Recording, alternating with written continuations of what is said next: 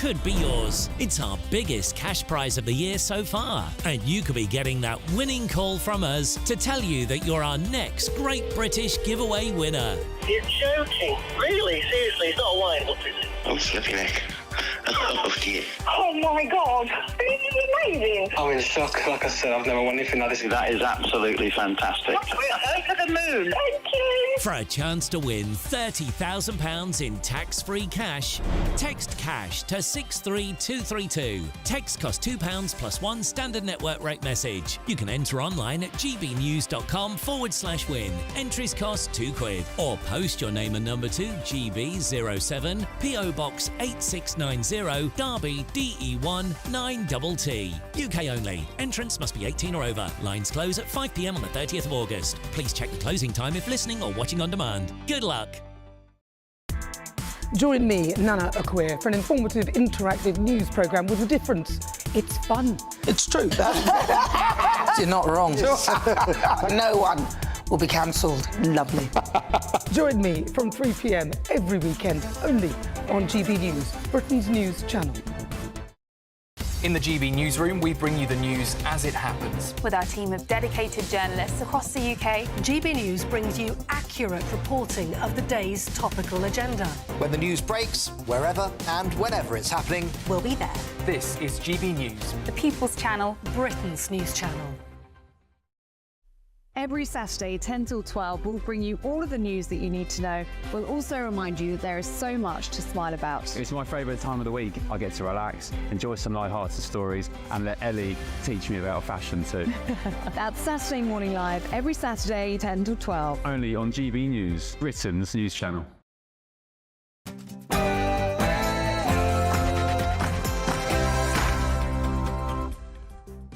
It's 6 o'clock and it's time for Dewbs & Co tonight with me, Bev Turner. Coming up, we're going to get the latest on missing teen Jay Slater. Day 18 since the British 19-year-old vanished in Tenerife. Forensic police are now focusing their efforts on an Airbnb property where Jay reportedly stayed before he vanished. It's Independence Day in the United States, of course, but Democrats don't have much to celebrate. President Biden's coming under increasing pressure to withdraw from the US presidential race after that terrible showing in last week's debate with Donald Trump. What do you think they should do? And much-loved Netflix romance Bridgerton has stirred up a storm after Forbes magazine said the world is not ready to watch a mixed-weight couple on screen. Do you agree? What were they thinking? Do you find this concept downright ridiculous? Plus, have kids' birthday parties become a massive con? Parents everywhere are seething about the new trend of spending enormous amounts on gifts for kids, presents costing as much as £250. Are you one of these flabbergasted parents? I am. You know what to do. Get in touch.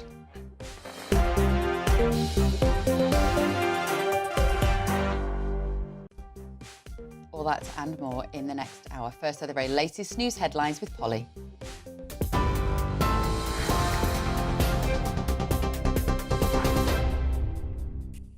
Bev, thank you, and good afternoon to you. Well, the TV presenter Holly Willoughby has spoken for the first time since a security guard was found guilty of plotting to kidnap, rape and murder her. In a statement this afternoon, she said women should not be made to feel unsafe going about their lives or in their own homes.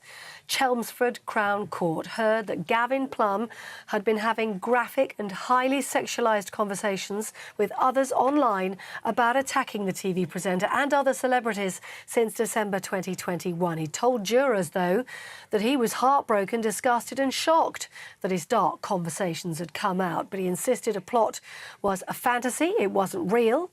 However, DCI Greg Wood from Essex Police says Plum is a dangerous, predatory individual. He was more than just a fantasist, that he was planning and was in advance planning and wanted to carry out these attacks with the assistance of someone else. I think we were able to demonstrate by the evidence that we had more than just chat online. We had him getting together a kit which would enable him to carry out the kidnap. So he had shackles, handcuffs, rope, hundreds of cable ties, metal cable ties, and he had purchased the chloroform. My apologies, that was Specialist Prosecutor Nicola Rice speaking there. Now let's bring you on to other news. And a former school teacher who had sex with 2 boys has been jailed for 6.5 years.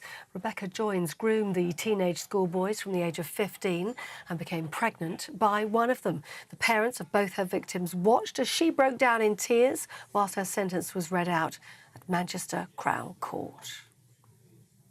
In other news today, scientists are warning that people using popular weight loss jabs like Ozempic could be at risk of losing their sight.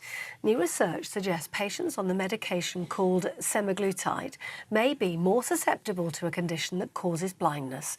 Those affected can suffer sudden loss of vision in one eye, but without any pain, which is often discovered when they wake up.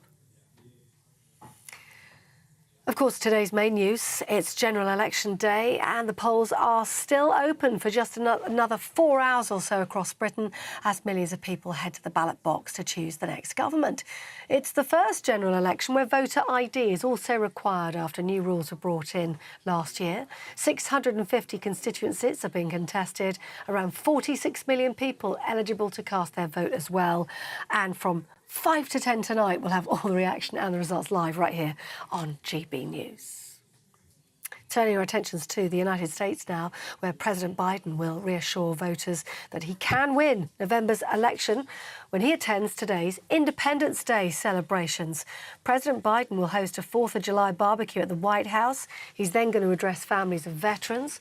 And it comes after he met with state governors from the Democratic Party last night who say he is fit for office and he has their backing. Among them was the Governor of California, Gavin Newsom, who some see as an alternative on the Democratic ticket. He's due to campaign on behalf of the president in Michigan, a critical state in Joe Biden's bid for his re-election. His Majesty the King and the royal family have sent their heartfelt condolences to the people of the Caribbean following the death and destruction caused by Hurricane Beryl. It comes as Royal Navy warship HMS Trent is being deployed to the Cayman Islands to offer its support. The storm was expected to be close to major hurricane strength when it passed over Jamaica yesterday. We know 6 people have already lost their lives in that storm. In sport, an all-British tie on court 1 at Wimbledon earlier ended with a win for Harriet Dart. The women's number 2 won the closely fought match against the women's number 1, Katie Boulter, to book her place in the 3rd round. They're now being followed by Jack Draper, who's currently taking on fellow Brit Cameron Norrie. And later, 3-time Grand Slam champion Andy Murray's due on court, centre court that is as well, for his final campaign where he's going to be partnered with his brother Jamie in the men's doubles. Bit of entertainment news to end on. A new film, Superman, is currently in production. It's a welcoming face as well for the world's first superhero preparing for liftoff. Take a look. Easy, miss. I've got you. You've got me! Who's got you? That, of course, Christopher Reeve, nearly 50 years since he first took flight in a thrilling Hollywood epic that proved comic books could be big business. Well, now, after several false starts, Warner Brothers is working on recapturing the iconic character's golden age in a new film. And they've enlisted the late Christopher Reeves' own son, the television journalist Will Reeve, who'll make a cameo appearance in the upcoming blockbuster. The new Superman due for release in July next year. Those are the latest GB News headlines for now. I'm Polly Middlehurst and I'm back in an hour. For the very latest GB News direct to your smartphone, sign up to News Alerts by scanning the QR code or go to gbnews.com/alerts.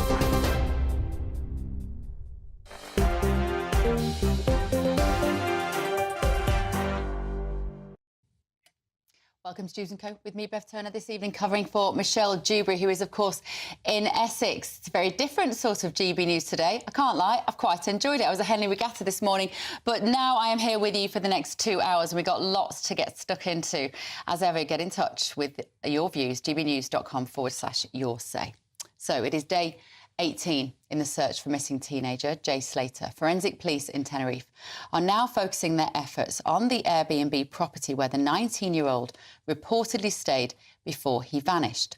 The search has been called off, but the police are still trying to track Jay's movements. So let's cross live to Tenerife to speak to senior global reporter at Mail Online, Nick Pisa, who has been doing a brilliant job, Nick, and no doubt this is keeping you awake at night to work out what's happened to 19-year-old Jay Slater.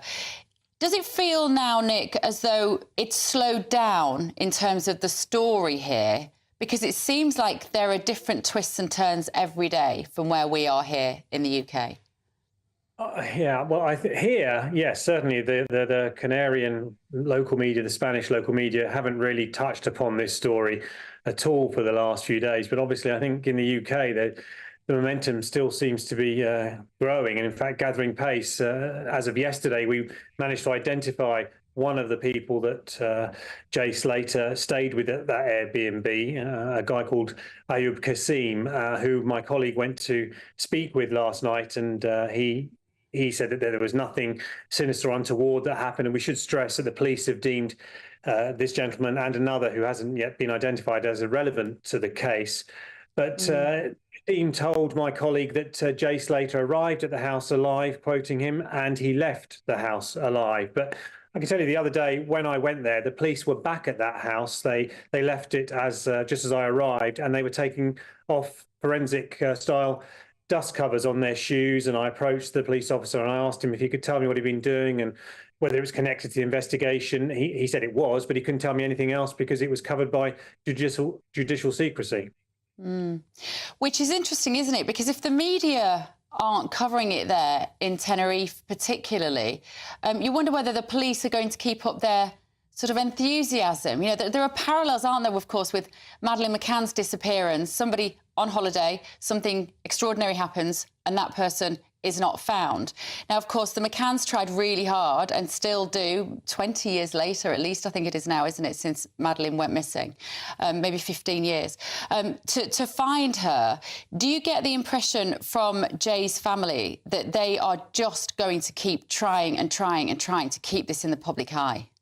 Yeah, very, very much so. I've spoken to them on and off for the past 2 weeks, or almost 3 weeks now, since Jay went missing on June the 17th. And they have insisted that they will remain here. And even though the physical search for him on that mountainside where his phone last pinged is over, the police, we should say, have said that the investigation remains open and they are continuing to pursue all avenues. They won't tell us what those avenues are.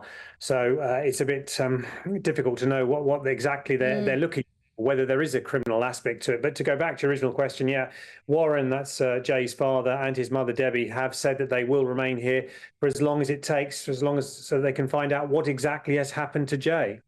They have an interesting relationship, of course, at the moment with the world of the media, not just the mainstream media, but like us, but also with social media and how that can be a necessary evil, a harm and a hindrance, and also a benefit for them.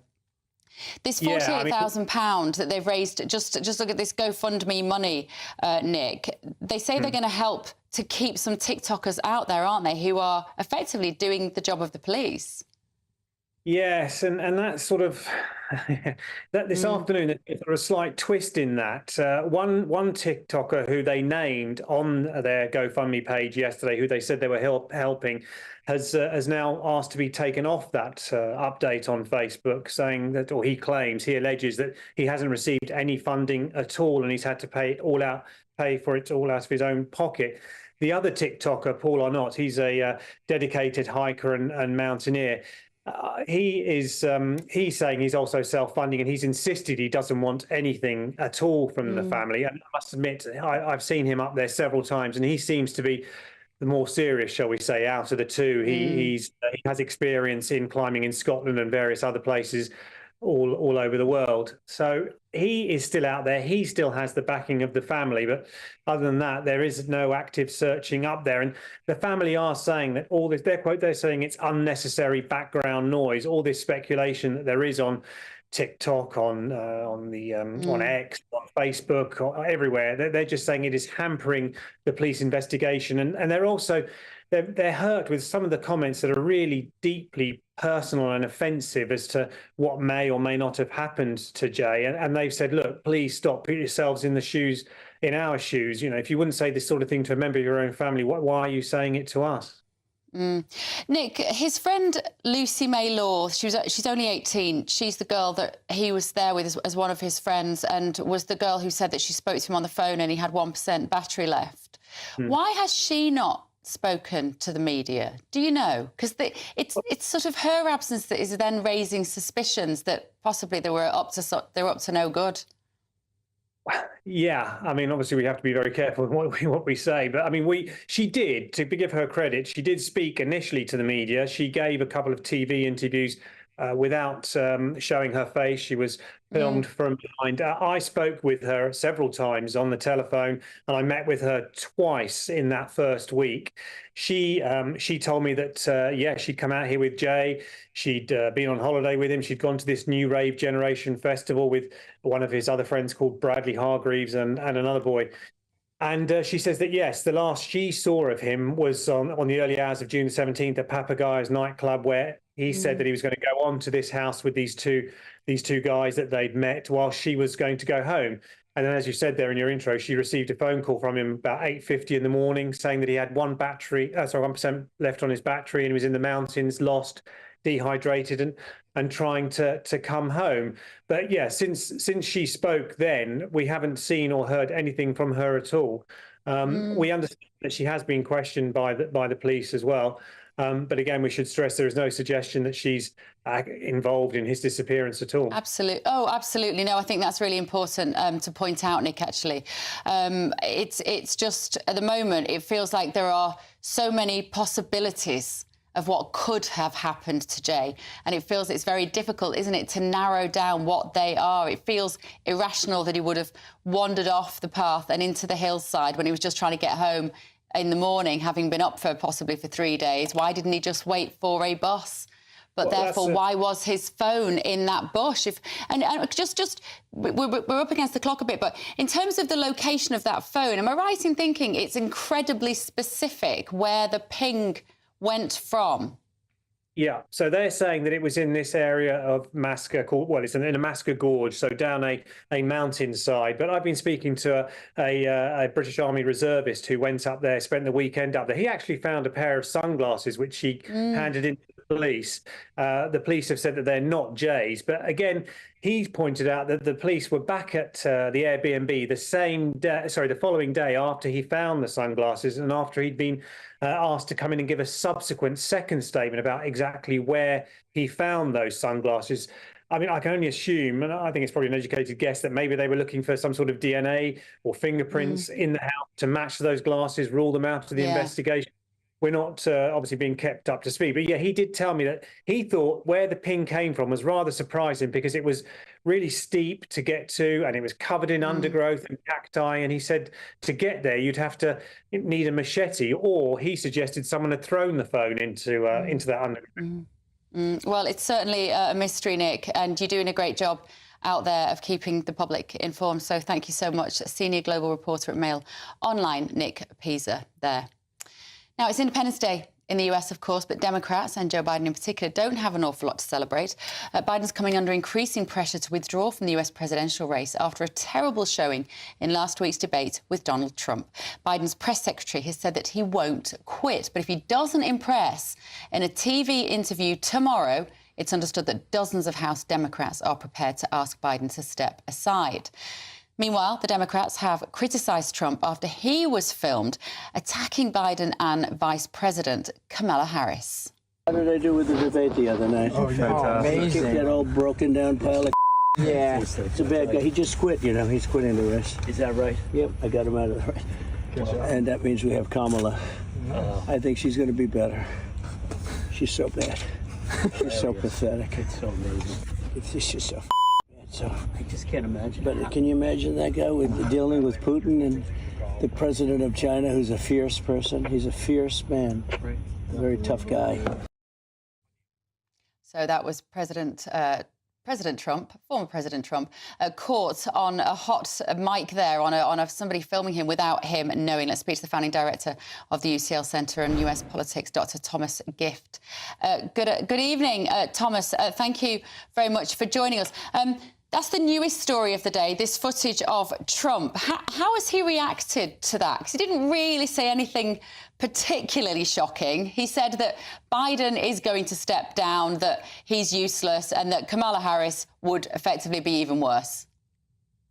Right. And I think that this is right in line with what we would expect Trump to be saying in private. I don't think that anyone is surprised, which is probably why this isn't as much of a bombshell story as it typically would be for a normal president.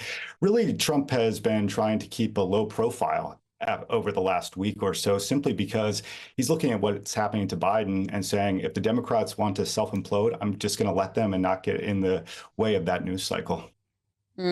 He was caught once before, of course, talking when he didn't know that he was being recorded, which was when he made that comment about grabbing women in a really pretty gross and derogatory way that he wrote off as kind of locker banter, didn't he? He said it was just sort of locker room banter at the time. Does he have to come out and dispute what he said here? I would imagine no. I would imagine no. I think he likes this being out here, to be perfectly honest. He's not going to say that, but I think many of his supporters are cheering on this kind of rhetoric and wish that he went forward. And, you know, there's nothing here to suggest, oh, I'm scared of Biden or I'm scared of Harris. It's basically bring it on. This is the kind of language that Trump uses publicly out in the open. And I'm sure he'd be willing to say this if he were on the mic that he knew, but since he's doing it off the mic, I doubt he's going to make any kind of public statement. Yeah, absolutely. So what's going to happen with Biden now, with Joe Biden? What are the steps? If he refuses to step down, Thomas, what happens then? I think if he refuses to step down, then he's the nominee. I mean, there's really no other clear path to a different alternative. If he does step down, then things get really interesting. And I think that we could see kind of all chaos and disorder break loose at the convention in August. It would be a free-for-all. And that's, I think, what is one factor that Biden is considering when deciding whether to step down or not. Because if he's not the nominee, there's just going to be so much sort of horse trading and backdoor deals and lobbying for different candidates. And the Democrats could really come out of the convention looking very disunited, even if they are kind of able in the end to rally around an alternative. How many Democrats have publicly started to make noises that he should go? Because, of course, it's one of those situations where probably when one of them says something, then everybody else will want, but nobody wants to be the first to put their head above the parapet and say, I don't know whether you've noticed, but this guy's not fit for office. And I think that's going to be the question, whether the dam just breaks and then everyone feels like they have a permission slip to say Biden should really step down. Right now, really what we're seeing is criticism from the pundits, from the columnists, from the political strategists, the commentariat, so to speak. But with the few notable exceptions, really, elected lawmakers have at least publicly said that they're going to support Biden. I think behind the scenes, there's a whole different conversation going on, but this is the front that they are giving to the public. OK. All right. Thank you so much. The founding director of the UCL Centre on US Politics, Dr. Thomas Gift there. Oh, and happy Independence Day to you. Now, coming up, an amazing story about kids' parties and how ridiculously spoiled some children are. There are parents who are actually setting up gift lists, like a wedding list, but for kids who are as young as 6 or 7, sometimes with items on there costing up to £250. Yeah, you're right. See you in a few minutes. Britain's newsroom, weekday mornings from 9:30. Well, we've got quite an extraordinary story to talk to you about now, because a triple amputee war hero is launching a bid to become the first to sail across the Pacific Ocean non-stop, solo and unsupported. Craig Wood was blown up as a teenager by the Taliban in Afghanistan, but now he's hoping to change the perception of disabled people and raise money for other limbless veterans like himself. And Craig joins us now. Morning. So, Craig, you are extraordinary. You are planning to take up to 80 days to sail from La Paz in Mexico to Japan. Yeah. How many miles is that? It'll be over 6,000. Amazing. Amazing. And it will take you how long? The minimum it's going to take me is 60 days. It could be up to 80. Yeah. And that's on your own. You've done plenty of this before, haven't you? You've done lots of solo sailing. Yeah, I've done quite a bit of solo sailing, but not as big as this. It is the world's biggest ocean, after all. And why that particular route? I wanted it to be a challenge, not just for me, but for anyone. Right. So any able-bodied person can look at this and go, wow, that is difficult. Yeah. And so that was the main drive. Then it's become a bigger thing than that now. I'm raising money for charity, and I can truly inspire people to change their perception on what is possible for disabled people. And if you don't mind, can we ask you what happened in 2009 in Afghanistan? What were the circumstances of your injury? I was on a normal routine foot patrol. About 5 metres in front of me, a commando IED was triggered, and subsequently I became a triple amputee, both legs above the knee, left hand at the wrist, facial injuries, etc., etc. The People's Channel. In the GB newsroom, we bring you the news as it happens. With our team of dedicated journalists across the UK, GB News brings you accurate reporting of the day's topical agenda. When the news breaks, wherever and whenever it's happening, We'll be there. This is GB News. the People's Channel. Britain's news channel. I'm Christopher Hope. From pop stars to politicians, I'll interview anybody in a pub who's got a political opinion. Join me every Friday on Spotify, Apple Podcasts, YouTube or gbnews.com, or wherever you get your podcasts. GB News, Britain's election channel. Every Saturday, 10 till 12, we'll bring you all of the news that you need to know. We'll also remind you that there is so much to smile about. It's my favourite time of the week. I get to relax, enjoy some light-hearted stories, and let Ellie teach me about fashion too. That's Saturday Morning Live, every Saturday, 10 till 12. Only on GB News, Britain's news channel.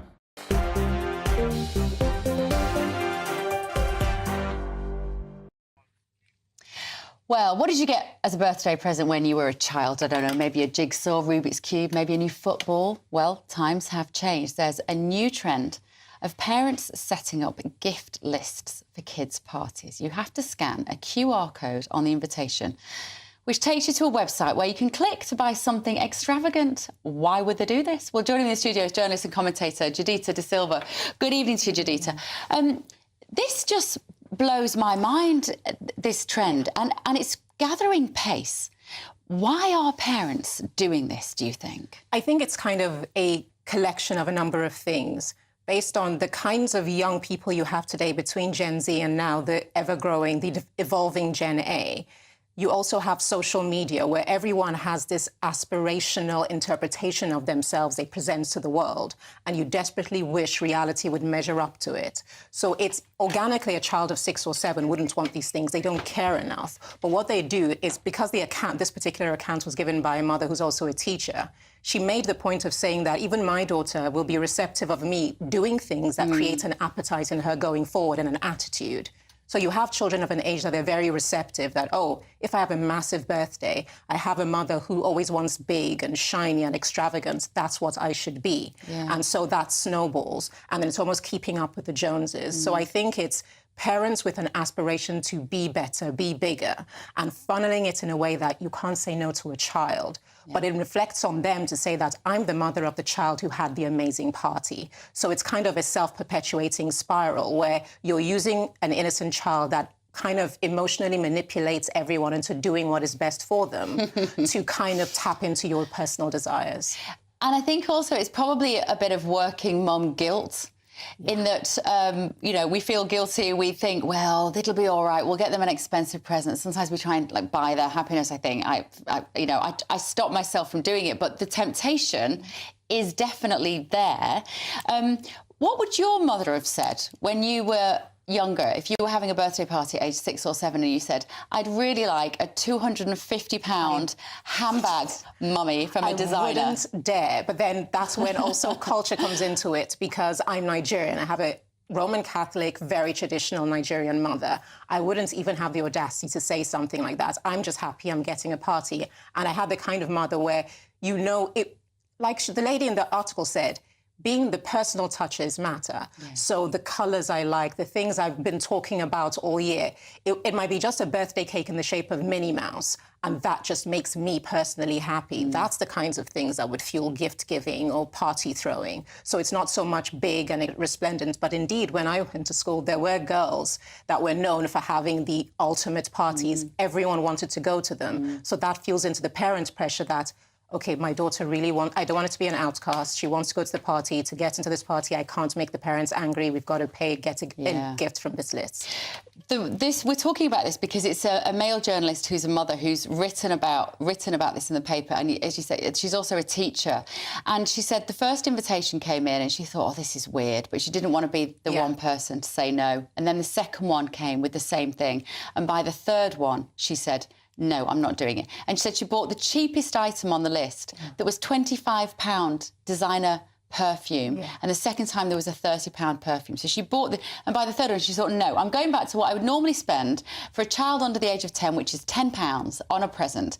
And as soon as she did it, then the other mom said, oh, I'm so glad you've done that. We're going to do the same thing too. But isn't it ironic that the peer pressure that you're worried about protecting your children from is going on amongst the parents? Because everyone was going to concede to this ridiculous list because you don't want to be the odd one out. And as soon as one person was bold enough to say no, the others followed suit. So you never grow out of it. People want to fit in. People want to be part of a community. And once you set a tone where this is your access door in to be part of this elite community, you feel pressure to do so because you never want to be the one that's left out. And you don't want your child as well to be the one who doesn't buy something off the list, because the chances are the child who's got the indulgent parent is going to say, well, you know, Olivia bought me the £100 handbag and you bought me a comic with a magnifying glass on the front of it, or whatever it is. And they didn't, the mother of the celebrants didn't even give out thank you cards. That was part of the party thing. You'd sit down with your gifts and write out a thank you note to everyone who sent you something. So there's already this sense of entitlement and expectation, and the children are just absorbing it. So indeed, when you think back to what it's like in school, children are territorial sometimes. And then when you're known as being the cheap person at the party, that stigma attaches to you. And then you go back to your mother, you feel bad, and she thinks she needs to up the ante for the next party. And that's where it all starts to go wrong, because it becomes a self-fulfilling prophecy that you're all doing it. I mean, my girls are now 15 and 13, but I remember when they were about 6 and 8, I didn't even get round to a birthday party. I had too much on. I can't lie, Judith. It was a busy year, and they just didn't get one. So we had one in December, and I sort of passed it off as, well, it's a Christmas present, but it's sort of your birthday present, and I'm doing it together because you're kind of a similar age, and that'll be it. And they've never forgiven me. They still take the mickey out of me for this party that I did in December. They will, because even going back, like with my mum, I think when you say that thing about working mum's guilt, she must have had that. She's a lawyer. She was working a lot. So, but she always worked overtime. I don't know when she slept, but I think it was like just express the love in such a visual way that they can really feel it, so they know how much I care. I'm compensating on this one day for every mistake I might have made throughout the year. So again, you feel sorry for the parents, but again, you have to know it's that emotional motivation as opposed to something else. And what really struck me when I was reading this article, actually, in the Mail, is that it was about teaching the children that stuff is more important than people. That stuff is what matters, what people bring. And I would always say, and we had a family party this year where it was my mum's 80th, my dad's 88th, and my mum put on the invitation, we want your presence, not your presents. That's lovely. And I thought that was perfect. Right, thank you so much. You're going to be joining me a little bit later as well, aren't you? Right. Still to come, we're going to have the latest Great British Sport, and what a weekend for it. We're going to be joined by none other than travel guru Simon Calder. He's not talking about sport, he's talking about travel. He's in Zante reporting on those wildfires and Hurricane Beryl. Don't go anywhere.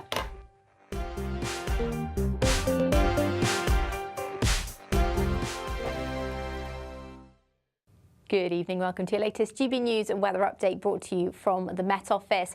Rain in the south to come on Friday, a bit of a drier day though further north, and it will be a little bit calmer than today. We've had low pressure in charge through today, still going to bring some windy weather to western areas of Scotland through the night, as well as some further rain. And it's actually into the southwest we start to see the next batch of rain arrive through this evening, so clouding over parts of South Wales, southwest England. Drier ahead of that, we'll see some spells of clearer weather weather as well for parts of Northern Ireland, Northern England as well. Here temperatures could dip down a little, but for most of us it's going to be a fairly mild start to the day on Friday. And there will be quite a lot of cloud around, quite a bit more than today, across central and southern areas of England, where there will be spells of heavy rain at times. Most of us will just see a lot of cloud around and drizzly rain through the day, but there will be some heavier pulses, particularly as we head into the sea Friday evening as well. Further north though, much drier and clearer, and actually across western Scotland, yes, there's still quite a lot of cloud around to start the day on Friday, but there'll be fewer in the way of showers, so I think quite a bit drier, and with the winds lighter it won't be feeling quite as fresh. Temperatures climbing a little bit higher through Friday here than today.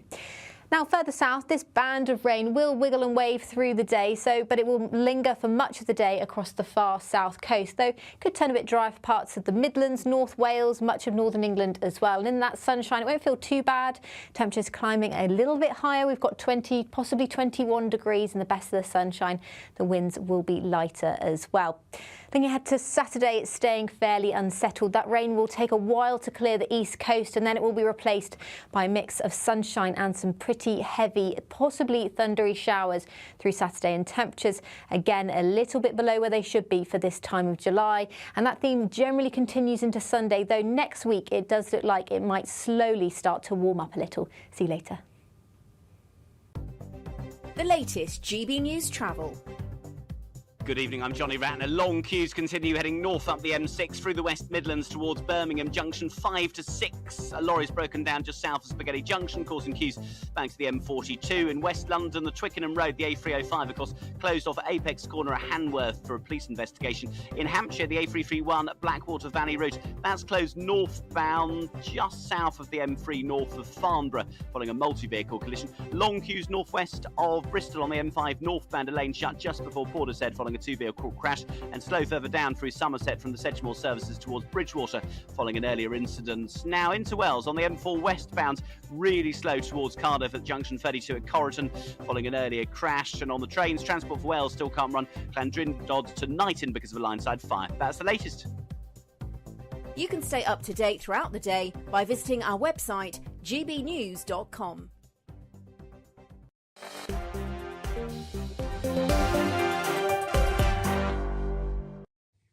Good evening, it's 6:34 p.m. This is Dewbs & Co tonight with me, Bev Turner. I'll see what you've been saying at home. Biden, about whether he should step down. Helen has said, I feel so sorry for Biden. His family are a disgrace, not helping him to step down. He's clearly not well. Victoria, Trump says what he thinks, nothing worse than what he says in public at a rally. If anything, he's holding back. Biden is putting us all in danger. And on kids' parties, Judith has said, unfortunately, this is the world we live in. When wedding lists first started, everyone thought that it was horribly avaricious, and now it's just the norm. I really hope it does not become the norm with kids' parties, though, Judith, but I fear you might be right. OK, the King has sent his and his family's heartfelt condolences to the people of the Caribbean following the death and destruction caused by Hurricane Beryl. This comes as Royal Navy warship HMS Trent is being deployed to the Cayman Islands to offer support. Meanwhile, wildfires in Greece continue to wreak havoc. So what could this mean for your summer plans? The Independent's travel correspondent Simon Calder joins us live now from Zante. Good evening, Simon. Lovely to see you, as always. Looks a little breezy where you are, but no sign of any hurricane. No hurricanes here. We have had strong winds all day, but I've just seen an aircraft taking off over there. What we have seen earlier on this week were wildfires. There's different versions of how they started. Some people say, well, it was just natural. Others say there was possibly arson. There's a hillside about 10 miles away from where I am, where you can see a patch, maybe 500 metres square, of wildfire wreckage, and that was put out by the very, very efficient authorities here. Personally, I'm more confident about what's happening here than I am about the Caribbean, and I've just actually picked up the latest from the National Hurricane Center for the US. They're based in Miami, but they actually look after the whole of the Caribbean in terms of what's happening climatically. They say, and I'm quoting here, centre of Beryl moving away from the Cayman Islands. This is actually very good news because we thought it was going to cause immense devastation there. And as you say, the Royal Navy has deployed a ship there. But they do still warn of strong winds, dangerous storm surge. But where they're now looking, and this is crucial for people who, like me, love Mexico, is they are saying that damaging waves expected on the coast of the Yucatan Peninsula of Mexico by early on Friday. So anybody who's perhaps flying over there right now is going to find that if they land in Cancun, they will be arriving in a place where there are severe problems. OK, and do you think at the moment, Simon, what would be the advice for people going to Mexico maybe or over to the Caribbean? OK, so if you are lucky enough to be going to the Eastern Caribbean, and that was the first place that was hit, islands like Barbados, St. Lucia, Grenada, where there's been, I'm sorry to say, some devastation, and St. Vincent particularly so, then actually, as long as your hotel is open, the airports are all functioning, and that should be OK. Jamaica has been having a really, really tough time. And as far as I can tell, there is still some pretty heavy rain there. Effectively, that you had Hurricane Beryl passing through in the past 16 hours or so. Airports are getting back to normal, and I understand that although Virgin Atlantic has cancelled their London to Montego Bay flight, actually tomorrow we are going to see the British Airways flight from Gatwick to Kingston, Jamaica, so people will be able to get in and out. If you're booked to Mexico, well, I am really sorry to say that there's a possibility your flight may go. And crucially, if you're watching GB News in your hotel online at the moment and you're in Cancun, it could well be that you will be staying there longer than expected. Now, all of these destinations know that they've got to look after tourists. All the hotels have hurricane plans, and you simply need to obey the instructions for what needs to be done. OK, all right, brilliant. Thank you so much. Simon Calder there, live in Zante. Now, I was at Henley Regatta all morning. In fact, Gaz got in touch to say, did I enjoy my boat trip? Yes, I did, Gaz. Very much so. It's been a long day, but it's lovely. It's great to be on GB News on a day like this. We're talking about all sorts of different things, no politics, of course. And with me in the studio now is Aidan McGee to discuss. Right, Aidan. England Euros this weekend. Let's start there. When is the match? Are we going to win? Are we going to win? Well, listen, they're going to have to improve markedly, Bev, from the previous matches. There's 4 matches they played. They haven't got out of first gear in any of them, really, notwithstanding maybe a first few minutes of a couple of the matches. They've really underwhelmed. They've flattered to deceive. We're meant to be overloaded with all these creative forward players who can do damage to any opponents on their day. We've seen very little of that. And they can't keep relying on moments of brilliance from Jude Bellingham, like the overhead kick that we saw, and let alone certainly not leaving it until the last 15 seconds. Do we even know yet whether he's going to be allowed to play? Because, of course, he got in trouble in that last match, didn't he, for a crude hand gesture around the groin area. He won't be the first footballer to have done that in a moment of celebratory madness. But what's the latest? Does he even know if he's going to play? Because they're leaving him hanging. Not yet. I mean, unless the FA had been briefed on the side, listen, just so you know, it's going to be a fine. So, yes, proceed with your preparations on the training pitch, including him as part of your plans, your formation, your tactics, etc. But I have to say, I mean, look, there's nothing new in players being censured for over-celebrating or maybe exuding a lewd gesture or even advertising a bit of politics or something like that. But for it to wait this long is unfair. I mean, it happened last Sunday, Bev. It should have been dealt with at least within 48 hours of that. It's really unfair for any team to be going into a match on Saturday. I mean, if there's really is a possibility that they won't find out until Saturday, as in hours before the game, I think that's grossly unfair in England. I really do. And a fine isn't going to affect him, though, is it? A fine's not going to affect him, no, not at all. And that's realistically what it's going to be. I don't think UEFA would be so foolish. I mean, they are experts in poor conduct, has to be said, in incompetence. But on this one, I don't think they would bring it upon England to to offer anything more than a fine. I would have Okay, thought. so and just then, so if we win on Saturday, what then? If we win on Saturday, we're going to face either the Netherlands or Turkey. But listen, let's get this first game out of the way first, because look, if you'd said to England beforehand, you can have Switzerland in the quarter-final in Dusseldorf, and they're going to be, 50-odd thousand England fans there, plus loads more outside, I would think they would bite your hands off, to be honest with you.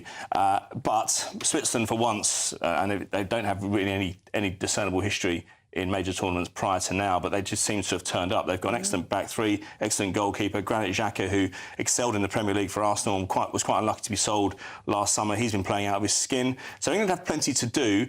It's whether they go for personnel changes, Bev. I mean, you know, they've stuck with this formation. They just keep playing this pedestrian football, going sideways. There's no dynamism about them. There's no pace. The players look tired. They look a bit lazy out of possession as well. And that's a crucial part of the game, because if your opponents have got the ball, you need to get it off them as quickly as possible. You at least need to recover position. They don't even seem to be doing that. Gareth Southgate, though, is very stubborn. One option, though, that may be open to him is the fact that Mark Guehi, the centre-back, who's been outstanding so far, is suspended for this game, owing to the fact that he picked up a booking in the last game. So they may go with a back three with wing-backs, maybe bring Jude Bellingham back alongside Declan Rice, and they've got a little bit more options, and suddenly Declan Rice doesn't look quite so... Harry Kane doesn't look quite so isolated up front. OK, somebody who isn't isolated, who normally is Henman, because... Not Henman. Murray, thank you. It's been a long day. Andy Murray, playing with his brother... Yes, this evening, around about now. But, I mean, when you see 6:15 on the BBC website or whatever, it doesn't actually mean that, because it depends on whether the previous match is overrun. It's going to be great to see him, and we believe he's going to play with Emma Raducanu in the mixed doubles later in the week as well. That's going to be fantastic. I think it's important that we saw him, as a British audience, say a final farewell to the Wimbledon crowd. We waited so long. I never thought I'd see, Bev, in my lifetime, Andy Murray or any British player win the men's singles. I still haven't seen anyone win the women's singles at Wimbledon, although we did see Emma Raducanu famously win the US 3 years ago. So I think it's good to say goodbye. I think he wouldn't have been afforded this at any other slam, to be honest with you. It's only because it's at Wimbledon, and a couple of other players might be put out with the scheduling, although he's not the threat he used to be, of course. OK, brilliant, Aidan. Thank you so much. See you in the next hour. Aidan McGee there now. Day 3 of Henley Royal Regatta earlier today, I was able to speak to Sir Steve Redgrave. We're going to bring in that as well, I think, in the next hour. But still to come, is there anything wrong with what's being dubbed a mixed-weight relationship? Well, Netflix hit Bridgerton is causing a stir. I'm going to be debating that with former presenter of Super Size, Super Skinny, next.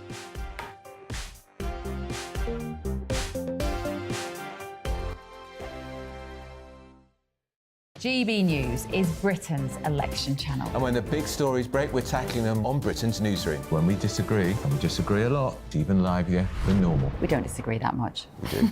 His comedy, though, is revolting. I knew her, and unlike you. That explains Beverly Turner's temperament. It's a bit frothy in here, isn't it? You'll have one of me one day. For dartball practice. Britain's newsroom on GB News. Weekdays, 9:30 a.m. GB News, the People's Channel, Britain's news channel. Martin Daubney, weekdays from 3 p.m. Prince Harry obviously set up the Invictus Games in collaboration with Prince William and Catherine, the Princess of Wales, as part of their royal foundation, but Prince Harry took it under his wing separately. And last month he celebrated the 10th anniversary back in London. It's Invictus Games is an Olympic-style competition to help wounded veterans from various different countries with their rehabilitation through the power of sport. And that's what he's being honoured for. The reason he's got it is because of the positive impacts, and I quote, on veteran communities through the power of sport. Pat Tillman, what the award is named after, he was a US war veteran. He was killed in Afghanistan in 2004. Prince Harry, of course, served 2 tours himself. Whether he deserves it, Martin, to answer your question, clearly the judges think that that is the case. Of course, I think what we're seeing from Prince Harry over the last couple of months is him really focusing on his passion, which is helping veterans and helping families of veterans, rather than what we've seen over the last few years, which is him talking about himself and complaining about his life as a working member of the royal family. Now, Cameron, nobody can deny the importance of the Invictus Games. What an amazing achievement. Perhaps Prince Harry's finest achievement in terms of public relations. Having someone like Prince Harry or another working member of the royal family with their fame can spotlight very worthy causes, such as the plight of veterans and those who feel like they've been left behind and do not have enough support when they come out of the British Armed Forces. And that's something, as you alluded to, Martin, that Prince Harry perhaps arguably has done very successfully over the last decade. And if Prince Harry's name wasn't on the Invictus Games, would it have done so well? That's probably the arguments they'd make. But as you say, not everyone's happy about the fact that Prince Harry's involved, but he is. Clearly, many people think he deserves it because he's getting this award in Los Angeles. GB News, the People's Channel. Are the newspapers getting you down? My wife didn't divorce me that month. Struggling to separate the wheat from the chaff? I know that it's a bit of a circus at the best of times. Well, don't worry. Headliners has got you covered. We'll take the burden of reading the day's news, and if we get depressed, who cares? It's an occupational hazard, frankly. That's Headliners on GB News from 11 p.m. till midnight, and the following morning, 5 till 6 a.m. on GB News, the comedy channel. Nah, just kidding. Britain's news channel.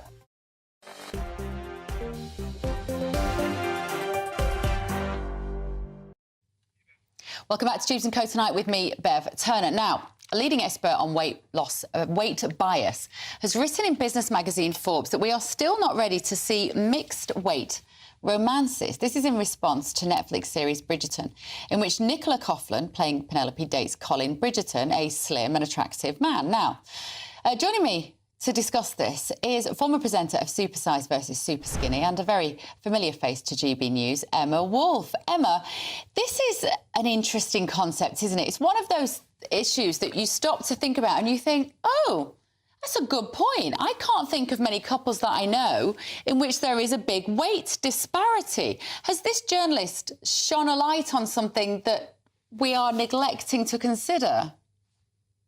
I think it's an interesting point. I'm not sure it's about weight, though, Bev. I think partners do tend to match each other in the kind of attractiveness stakes. And I mean that in a very general sense. We all know that most 3 out of 10s are with 3 out of 10s. Most 9 out of 10s are with 9 out of 10s. I know these are generalizations, but you kind of know what I mean. But I'm not sure that it's that thinner men don't like curvier women. I don't think it's that. I think maybe it's more about lifestyle and temperament. So I think that people that are quite relaxed and quite, maybe they're foodies, maybe they really like their food, so they tend to be chubbier, and quite relaxed, quite chilled out, tend to be with similar people who are also foodies, quite relaxed, quite chilled out. Whereas people like me who are hyperactive, neurotic, sporty, kind of neurotic basically, tend to be with other people who are also quite skinny, quite sporty, so I think couples tend to kind of lifestyles match as well. However, I do think there's a sort of gender disparity here, because we all know women. I was thinking about Abby Clancy. Abby Clancy is a gorgeous, gorgeous model who's got like 3 or 4 children. And she's with Peter Crouch, who is very, very tall, very, very skinny, and he's not conventionally handsome. You know, you could even say quite ugly in a kind of charming way. But Abby is with a man, and Abby is absolutely gorgeous, and he's kind of not gorgeous. He's got better with age, I would say, Peter Crouch. I think he's more attractive with age. They're both very slim, though, aren't they? Very, very slim, very, very slender. Yeah. And it probably is a little easier in a household if you want to be thin and whatever, of a certain way, if you and your partner are eating similarly and exercising similarly, etc. We just saw a clip. I just want to know, do you watch Bridgerton, Emma? Are you familiar with it? Yeah, I've seen a few episodes. I think what's interesting about Bridgerton, to me, is it's more that they had a female lead who isn't traditionally gorgeous. She is much shorter and much rounder than the traditional female lead, with a conventionally handsome leading man. Yeah, and we're looking at her here. This is Nicola Coughlan. She's very pretty, very attractive young woman. Is the weight issue part of the storyline of the series, do you know, or is it just something that doesn't get mentioned? I don't know whether it's been brought into the series. I haven't seen enough of it. I know it's been sort of getting people chatting on social media and things. But I think it's very much about temperament. It's about the fact that couples tend to like to do similar things together. And it's that way. But I do think, I really have to say, I think women are a lot more forgiving. I think women will, often we see women with older men, with balding, well, yeah, they are, with balding men, with men who we could say are ugly. But I also think that lots of slim, sexy, and I'm using these terms in inverted commas, but slim, sexy, fit men do love curvy women. But I don't think we don't tend to see morbidly obese women with very fit, slim, sexy men. So there is still that gender disparity. On the other hand, I've known couples where one partner has radically changed their lifestyle. They've lost a lot of weight. They've become quite gym obsessed and all of that, and things have gone wrong. And so I think that lifestyles, actually, it's lifestyles that fit together. You know, it's do you want to sit on the sofa and watch lovely films and eat lovely food, or do you want to go run marathons together? Yeah. Well, I know with my partner, I did put on the happy half stone when I first met him. I can't lie. Exactly. The happy half stone. I've been trying to get it off now, but it's fine. I love him. He loves me anyway. When you fall in love. Don't you? Exactly. But like you say, it's that sitting on the sofa and watching the movies and suddenly food and just, everything's nice. You know, we've all been there. And also, go on. Well, cooking for each other is really fun when you're with someone, whereas it's really quite boring when you're on your own. Yeah, exactly. Emma, thank you. It's fascinating. Food for thought, you might say. Emma Wolf there. Right, loads more to come in the next hour, including a petition in America that's gathering pace to stop Prince Harry from getting an award. For now, though, here's the very latest weather. A brighter outlook with Box Solar, sponsors of weather on GB News. Good evening, welcome to your latest GB News and weather update brought to you from the Met Office. Rain in the south to come on Friday. A bit of a drier day though further north, and it will be a little bit calmer than today. We've had low pressure in charge through today. Still going to bring some windy weather to western areas of Scotland through the night, as well as some further rain. And it's actually into the southwest we start to see the next batch of rain arrive through this evening. So clouding over for parts of South Wales, southwest England. Drier ahead of that, we'll see some spells of clearer weather as well for parts of Northern Ireland, Northern England as well. Here temperatures could dip down a little, but for most of us it's going to be a fairly mild start to the day on Friday. And there will be quite a lot of cloud around, quite a bit more than today, across central and southern areas of England, where there will be spells of heavy rain at times. Most of us will just see a lot of cloud around and drizzly rain through the day, but there will be some heavier pulses, particularly as we head into the Friday evening as well. Further north though, much drier and clearer, and actually across western Scotland, yes, there's still quite a lot of cloud around to start the day on Friday, but there'll be fewer in the way of showers, so I think quite a bit drier, and with the winds lighter it won't be feeling quite as fresh. Temperatures climbing a little bit higher through Friday here than today. Now, further south, this band of rain will wiggle and wave through the day, but it will linger for much of the day across the far south coast, though it could turn a bit dry for parts of the Midlands, North Wales, much of northern England as well. And in that sunshine, it won't feel too bad. Temperatures climbing a little bit higher. We've got 20, possibly 21 degrees in the best of the sunshine. The winds will be lighter as well. Looking ahead to Saturday, it's staying fairly unsettled. That rain will take a while to clear the east coast, and then it will be replaced by a mix of sunshine and some pretty heavy, possibly thundery showers through Saturday, and temperatures again a little bit below where they should be for this time of July. And that theme generally continues into Sunday, though next week it does look like it might slowly start to warm up a little. See you later. Looks like things are heating up. Boxed boilers, sponsors of weather on GB News. In the GB newsroom, we bring you the news as it happens. With our team of dedicated journalists across the UK, GB News brings you accurate reporting of the day's topical agenda. When the news breaks, wherever and whenever it's happening, we'll be there.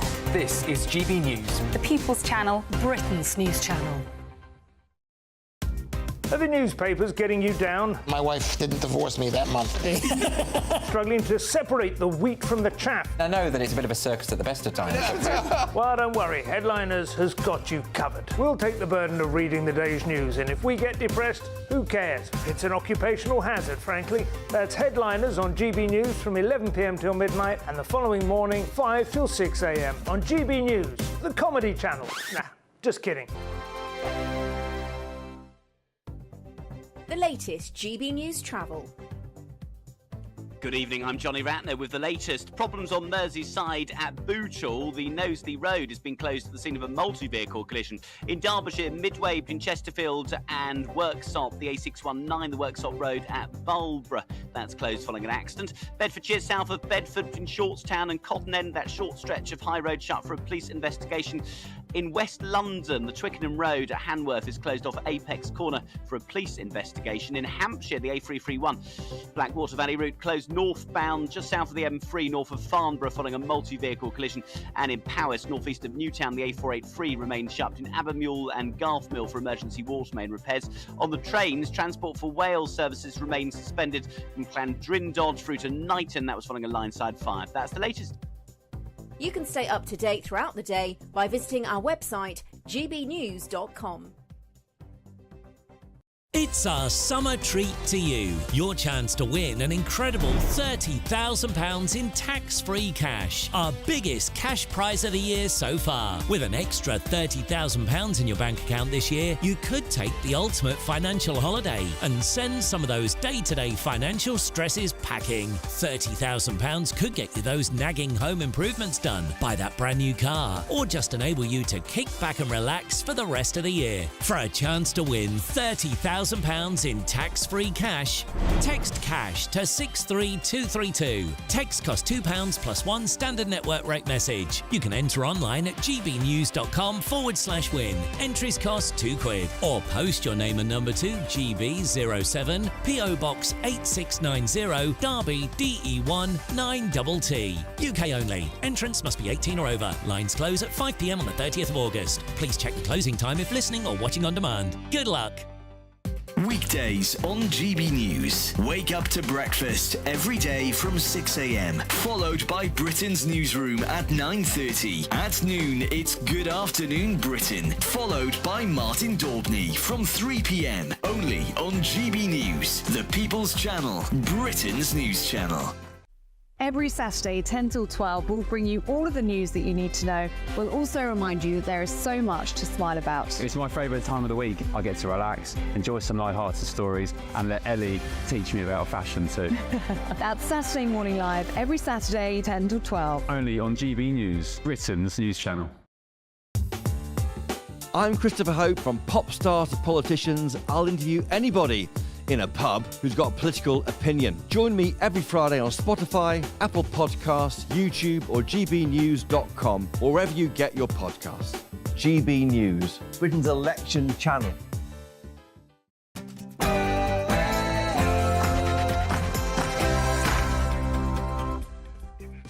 It's 7 o'clock, you're watching Dewbs & Co tonight with me, Bev Turner. You have an extra hour, of course, and we're not talking about politics.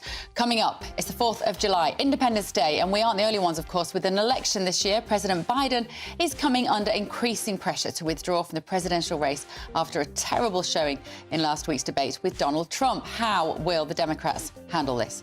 Andy Murray is playing his last ever Wimbledon. England take on Switzerland this Saturday, and Henley Royal Regatta is underway. Aidan McGee will join us shortly with a roundup of our great British sport. And a petition against Prince Harry receiving an award for his work with veterans has reached more than 60,000 signatures. Should he receive the award or not? Plus, England's Harry Kane has been hailed as one of the top captains at this year's Euros. People in a committed relationship would use the hall pass, while Cristiano Ronaldo...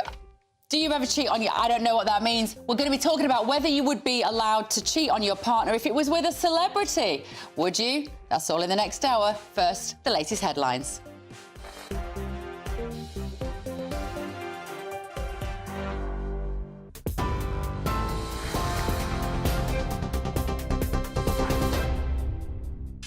It's 7 o'clock. You're with GB News. The top story this hour. Polls are open for just under 3 more hours across Britain as millions of people head to the ballot box to choose the next government for the UK. It's the first general election where voter ID is required after new rules were introduced last year. 650 constituencies being contested, with around 46 million people eligible to vote. And from 9:15 to 5 tonight, 5 to 10, we'll have all the reaction and the results live throughout the night right here, GB News. Now, the other main story on the news today, Holly Willoughby, the TV presenter, has praised the bravery of victims for speaking out during the case of a security guard who's been found guilty today of a graphic plot to kidnap her. In a statement, she said, women should not be made to feel unsafe going about their lives or in their homes. Gavin Plum has 2 previous convictions for attempted kidnap and 2 for false imprisonment after holding 2 16-year-old girls at knife point. The 37-year-old told jurors he was disgusted and shocked that his dark online conversations about attacking the TV presenter had come out, but insisted the plot was a fantasy. However, DCI Nicola Rice from Essex Police says Plum is a dangerous, predatory individual. His claims in court that he was a fantasist are simply not true and were evidenced by the extent with which he plotted with others to carry out his wicked plan. Gavin Plum also has a history of attacking other women, attempting to kidnap them using weapons and threats of violence. He is a dangerous man, and I have no doubt he was determined to carry out the acts as he planned. My apologies, that was Greg Wood, not Nicola Rice. Now, a former schoolteacher who had sex with 2 boys has been jailed for 6.5 years. Rebecca Joins groomed the teenage boys from the age of 15 and became pregnant by one of them. The parents of both her victims watched as she broke down in tears while her sentence was read out at Manchester Crown Court. Scientists are warning that people using popular weight loss jabs like Ozempic could be at high risk of losing their sight. New research suggests patients on the medication called semaglutide may be more susceptible to a condition that causes blindness. Those affected can suffer sudden loss of vision in one eye, but without any pain, which is often discovered when they wake up first thing in the morning. In the United States, President Joe Biden's going to attempt to reassure key allies that he can win the election stateside in November when he attends today's Independence Day events. President Biden hosting a 4th of July barbecue today at the White House, and he's going to be addressing the families of veterans there. That comes after he met with state governors from the Democratic Party last night who say he's fit for office and has their backing. Among them was the governor of California, Gavin Newsom, who some see as an alternative for the Democratic ticket. He's due to campaign on behalf of the president in Michigan, a critical state in Joe Biden's re-election campaign. And in sports, an all-British tie on court 1 at Wimbledon earlier ended with a win for Harriet Dart. The women's number 2 won the closely fought match against women's number 1, Kate Boulter, to book her place in the 3rd round. They're now being followed by Jack Draper, who's currently taking on fellow Brit Cameron Norrie. And later, 3-time Grand Slam champion Andy Murray is due on centre court for his final campaign. He's going to be partnering up with his brother, Jamie, in the men's doubles. Good luck to them. Those are the latest GB News headlines for now. I'm Polly Middlehurst and I'm back in an hour with more. See you then. For the very latest GB News direct to your smartphone, sign up to News Alerts by scanning the QR code or go to gbnews.com/alerts.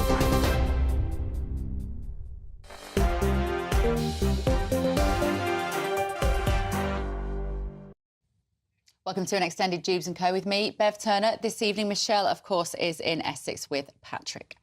Now, lots to get stuck into over the next hour. I feel I should explain that, given particularly that Patrick Christys has just got married. Patrick and Michelle will be doing a show this evening as the election results come in. But for now, this is a politics-free zone. Right, let me know your thoughts this evening, gbnews.com/yoursay. So it is, of course, 4th of July, Independence Day in the US, but Democrats are in despair with 4 months to go until the election. Should Biden be persuaded to stand aside? He's coming under increasing pressure to withdraw from the US presidential race after a terrible showing in last week's debate with Donald Trump. If he doesn't impress in a TV interview tomorrow, it may well be time for him to go. Meanwhile, the Democrats have seized upon the opportunity to criticise Donald Trump after he was filmed criticising Joe Biden and Vice President Kamala Harris. How did I do with the debate the other night? Oh, amazing. That old broken down pile of yeah. It's a bad guy. He just quit, you know. He's quitting the race. Is that right? Yep, I got him out of the race. And that means we have Kamala. I think she's going to be better. She's so bad. She's so pathetic. It's so amazing. It's just so bad. So I just can't imagine. But can you imagine that guy dealing with Putin and the president of China, who's a fierce person? He's a fierce man, a very tough guy. Well, joining me to discuss this is Democrat strategist Hank Scheinkopf and spokesperson for Republicans abroad, Jennifer Yoing. Good evening, both. Great to see you, Jennifer. Let's start with you. Will Trump respond to this footage of him that has been leaked? Like, does he feel he's got anything to apologise for there? No, and actually, if I'm not mistaken, I think he posted it on Truth Social with a tagline saying, "Let's stop taxing tips," because you see he handed the golf caddy, some cash for a tip. So one of his big policies that he announced in Las Vegas, where, of course, you know, there's a lot of service industry people, and was he doesn't want to have taxes on tips. So no, I think he's quite the contrary. Other than the foul language, it shows he's the same in front of a camera than behind the camera. Is there any speculation that he might have even set it up, Jennifer? I mean, I was watching it and it looks like a very good sort of campaign video that most people will say, you know, I don't think he said anything crazy there. And as a matter of fact, his language has been quite subdued. You know, he hasn't been doing his usual bombastic tweets or truths about Kamala or Biden. So it's probably pent up, right? He was probably dying to get something out. So yes, it's possible for sure. Hank, let's come to you, a Democrat strategist. Do you think, so much we can talk about. Let's talk about that first of all. Let's talk about that Trump footage. Could he have filmed that himself? He does mention in there, doesn't he, about the fact, can you imagine Joe Biden or Kamala Harris with Putin? It raises the question, it puts the seed of doubt in people's minds. My colleague here is just, it's poppycock. He did that off the cuff, and that's the reason why he's got real trouble. You see, the problem Biden has is Biden, but the problem the Republicans have is Trump. He's unmanageable. He says things that are ridiculous, and that footage will offend women across the country. If the issue is choice or abortion in the United States, women hear that kind of language about the vice president of the United States, they're going to appropriately respond and vote against him. It's that simple. Biden himself, though, is a liability right now, is he not? Unquestionably so. So what's going to happen? What's going to happen, Hank? Because if reports are to be believed, it's actually his wife, Jill, who is encouraging him to keep standing for election again. Do we know if there's any truth to that? And if that's the case, then what happens next? No one really knows what goes on inside the White House except those that are in small rooms and meetings upstairs. It's like a museum that has a place for the president to live. That being said, Biden's trouble will be determined one way or another with the Stephanopoulos interview. George Stephanopoulos, a very good interviewer. He served in the White House. He understands politics. If Biden fumbles there, then the game will be over. And the Democrats will be forced somehow to come up with an alternative. Now, the question is, when can they do that? You know, the last time a president voluntarily left was Richard Nixon, and he was about to have the handcuffs put on him. But kind of wasn't voluntary. The one before that was Lyndon Johnson, who said in 1968 that he would neither seek nor accept the nomination of his party, which tells you that the party has got to make a decision how they make that, in what way they make that, so the chaos is controlled is a different question. We haven't seen that, you know, I don't know when we've last seen it in American politics. George Stephanopoulos, so this is the host that's doing the interview tomorrow. What is he like? It's not a name that we'd be particularly familiar with here in the UK. He's a very serious person. He is a very good interviewer. He was a major person, a major player in the first Clinton administration. He worked with Bill Clinton to get him to the White House, left when Dick Morris, which is an inside story, became the chief strategist, and went on and created a very good career in television, runs the Sunday show for ABC News, where the political people are kind of very, very much wanting to get there. And he's a very serious guy. He's not going to go in the tank because he's a Democrat. He's going to do his job. Will it be live? Sure. It won't be taped. Oh, it's a live interview. It's not taped. It's going out live. So everyone's going to. To the best of my knowledge, it's live. Yeah. Okay. Jennifer, no doubt as a Republican, you'll be watching that on the edge of your seat. If Joe Biden does well and he's alert and he's responding to questions quickly and thinking on his feet, can he undo some of this damage about the fact that he isn't fit for office?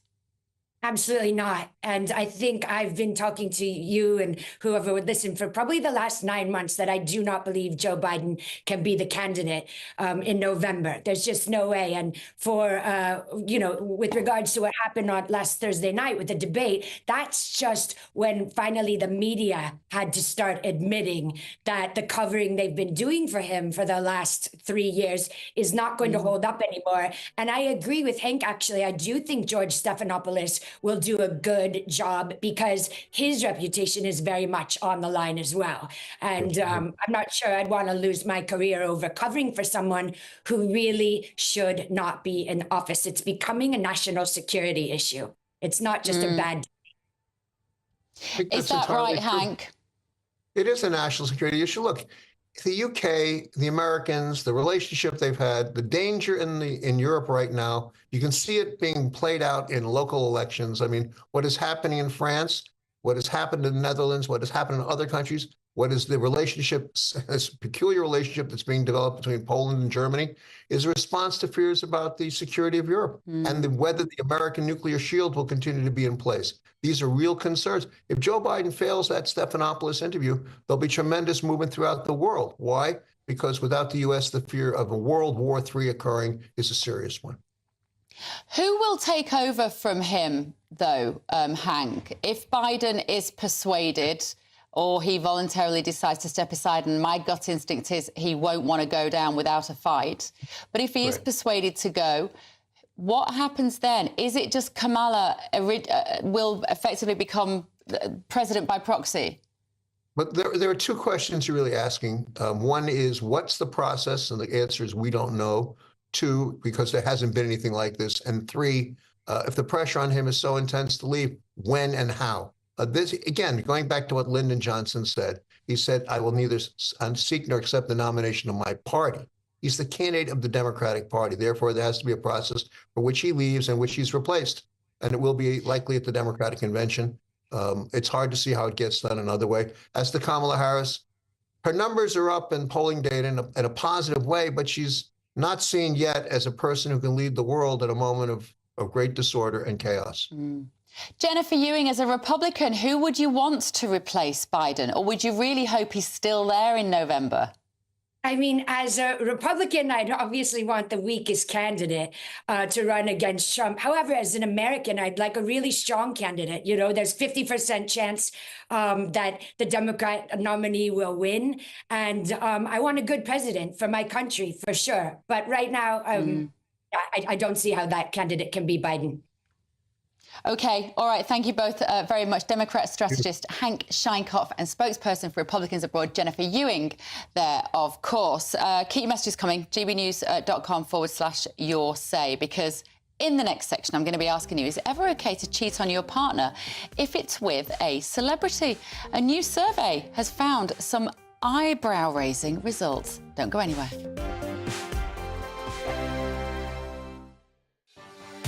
Martin Daubney, weekdays from 3 p.m.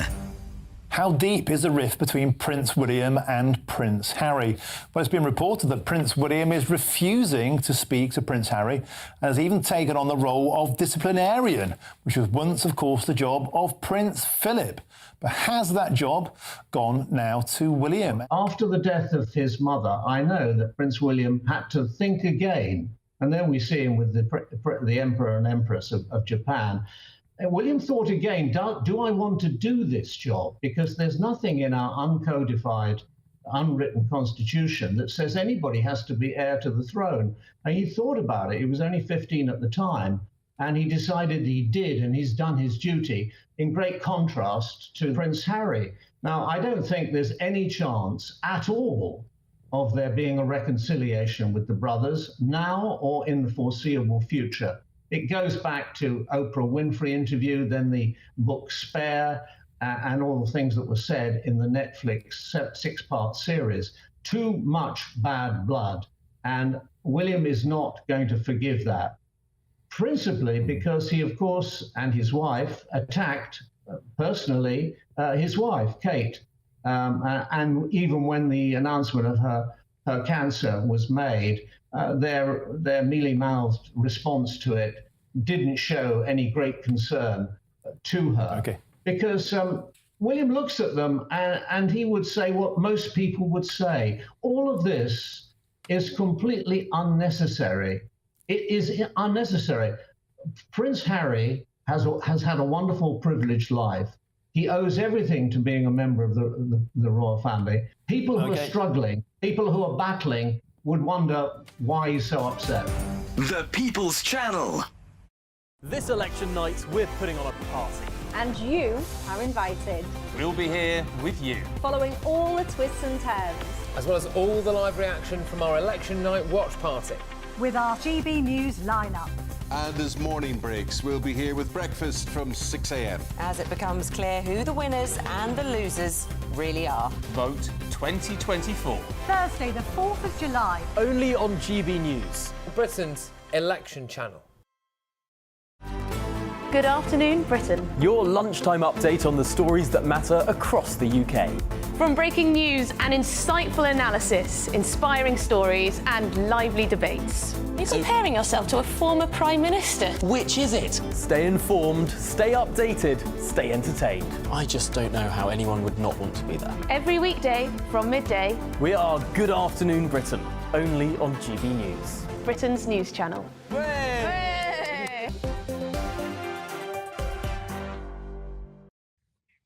This is Dewbs & Co tonight with me, Bev Turner. Now, why is Michelle not here? Well, she is with Patrick Christie and loads of you at home in Essex. The results will come rolling in this evening from the general election from 9:55 onwards. You do not want to miss the reaction here. I have to say, I am desperate to know what the results are going to be. I'm going to be back on Britain's Newsroom with Andrew Pearce from 9:30 tomorrow morning. Eamon and Isabel will be doing breakfast as normal from 6. You just keep it on GB News because it's going to be informative and also entertaining. Now, is it ever OK to cheat on your significant other? What if it's a celebrity? Well, a new survey has found that over half, 57% of women, would let their partner have what's called a hall pass if it was with somebody famous that they fancied. However, only 44% of men asked would be happy to reciprocate the favour. So I'm sort of slightly baffled by this. I'm joined by psychologist Lucy Beresford is with me, and also journalist Judita De Silva as well. Now, ladies, there's quite a lot to get into here. Lucy, what's going on here? If you're in a committed, loving relationship and your husband or your partner says to you, you're never going to guess who's going to be at this party tonight. It's going to be Liz. I'll pick my other half's secret crush, Liz Hurley. Not so secret anymore. Liz Hurley's going to be there. Do you mind, Bev, if I sort of go home with her? And 57% of women are going, oh, go on then. Why? Yes, exactly. Partly because I think they hope that it might happen to them. It's actually, it's the 57% of women who think, no, actually, my husband or my partner would actually give me that free hall pass. And I think the issue is, I mean, it's quite interesting because the research is from Ashley Madison. Now, they're the married dating website people. So in a way, they already have their universe of people who are comfortable with non-monogamy. I think that's how we have to look at it nowadays. Yeah. But this issue of a celebrity crush is so interesting because you can theoretically say, absolutely, Daniel Craig, if that's what you want, safe in the knowledge that Daniel Craig is not, very disappointingly, going to knock on my door anytime soon. So it's a safe way of saying, I'm allowing you to have your fantasies. And it's very healthy in intimate relationships to have a fantasy life, to have things that you can kind of push the boat up, but you don't necessarily have to act on it. But therein lies sort of the potential peril, Judita, is you might have your internal fantasy life, but what if you meet someone at the party that you've given your partner permission? Or what if you just meet someone who looks really like them? And you said, well, you know, Lucy, you said that, you know, or your partner, Daniel Craig, well, he looked like Daniel Craig. So that was OK. It's awful. I think it's just a fantasy and something that's said in theory, but not in practice, because even the women that would say that, oh, I'd give you the hall pass, it's done with the notion of reciprocal benefits, that, oh, if mine came along, I'd get the benefits too. But in reality, if Jennifer Lopez came along and your boyfriend was into her, you wouldn't want it to happen because every woman secretly knows that every human male on planet Earth never does anything that he enjoys only once. So if he gets J-Lo one time, he's going back for another time. Yes, it's the supermodel jacuzzi party theory that actually men are often only just one kind of hall pass away from actually straying. But at the same time, this is talking about something that we need to be talking about a little bit more in terms of non-monogamy, the fluidity of relationships and the way in which people are perhaps saying to themselves, I don't know whether I could actually be with the same person for the rest of my life. That's fine if the lifespan is 45, as it was maybe, 100 or 150 years ago. But Generation Z, they could live to 110. Are they actually going to be prepared to be in the same relationship for 80 years? What are you hearing in the therapy room? Are you hearing that people are bored with the concept of monogamy? Because, of course, social media has allowed people to spread their net. And there are many fish out there in the sea now. And you can just direct message someone. And access is there in a way that it just wasn't even 10 years ago, Lucy. It's partly the access, and it's partly the way that life has changed. That, again, if you were female and you had maybe got to 50 or 60 or even 70, your life would have been very different a generation ago. Certainly 50 years ago. Now, you could look around, maybe if you'd had children, they would have left the nest, and you would think to yourself, do I have anything in common with this person that I am now sharing a house with?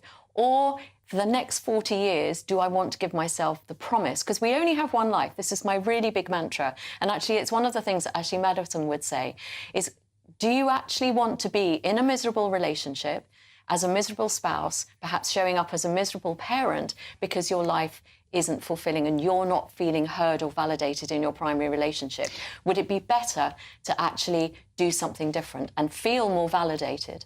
Don't you think, though, Juditha, it does start to raise a sort of fairly... I find it quite worrying, this idea that, because mainly I'm thinking about children, and that the family unit remains the best, I would say, arguably, the best environment in which to raise children. Ideally, one man, one woman, not exclusively. I do still think children can be raised in a loving home with two people of the same biological sex.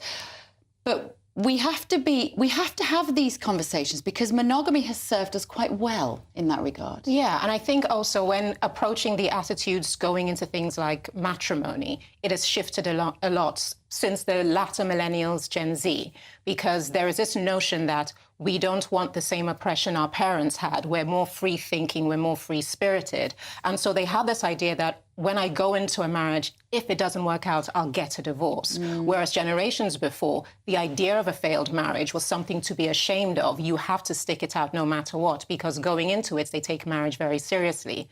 And so you do thrive for the family unit to stay in one piece, because you know so many other people depend on it. The sense of self is so profound now that even if a young person has children or any other dependents, it's the self-service of my emotions and desires that drive me primarily. Therefore, I will not stay in a situation that doesn't serve me or make me happy.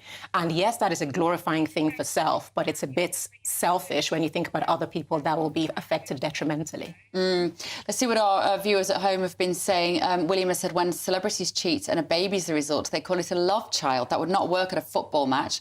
The referee's love child. Do you understand that? I don't understand that. No.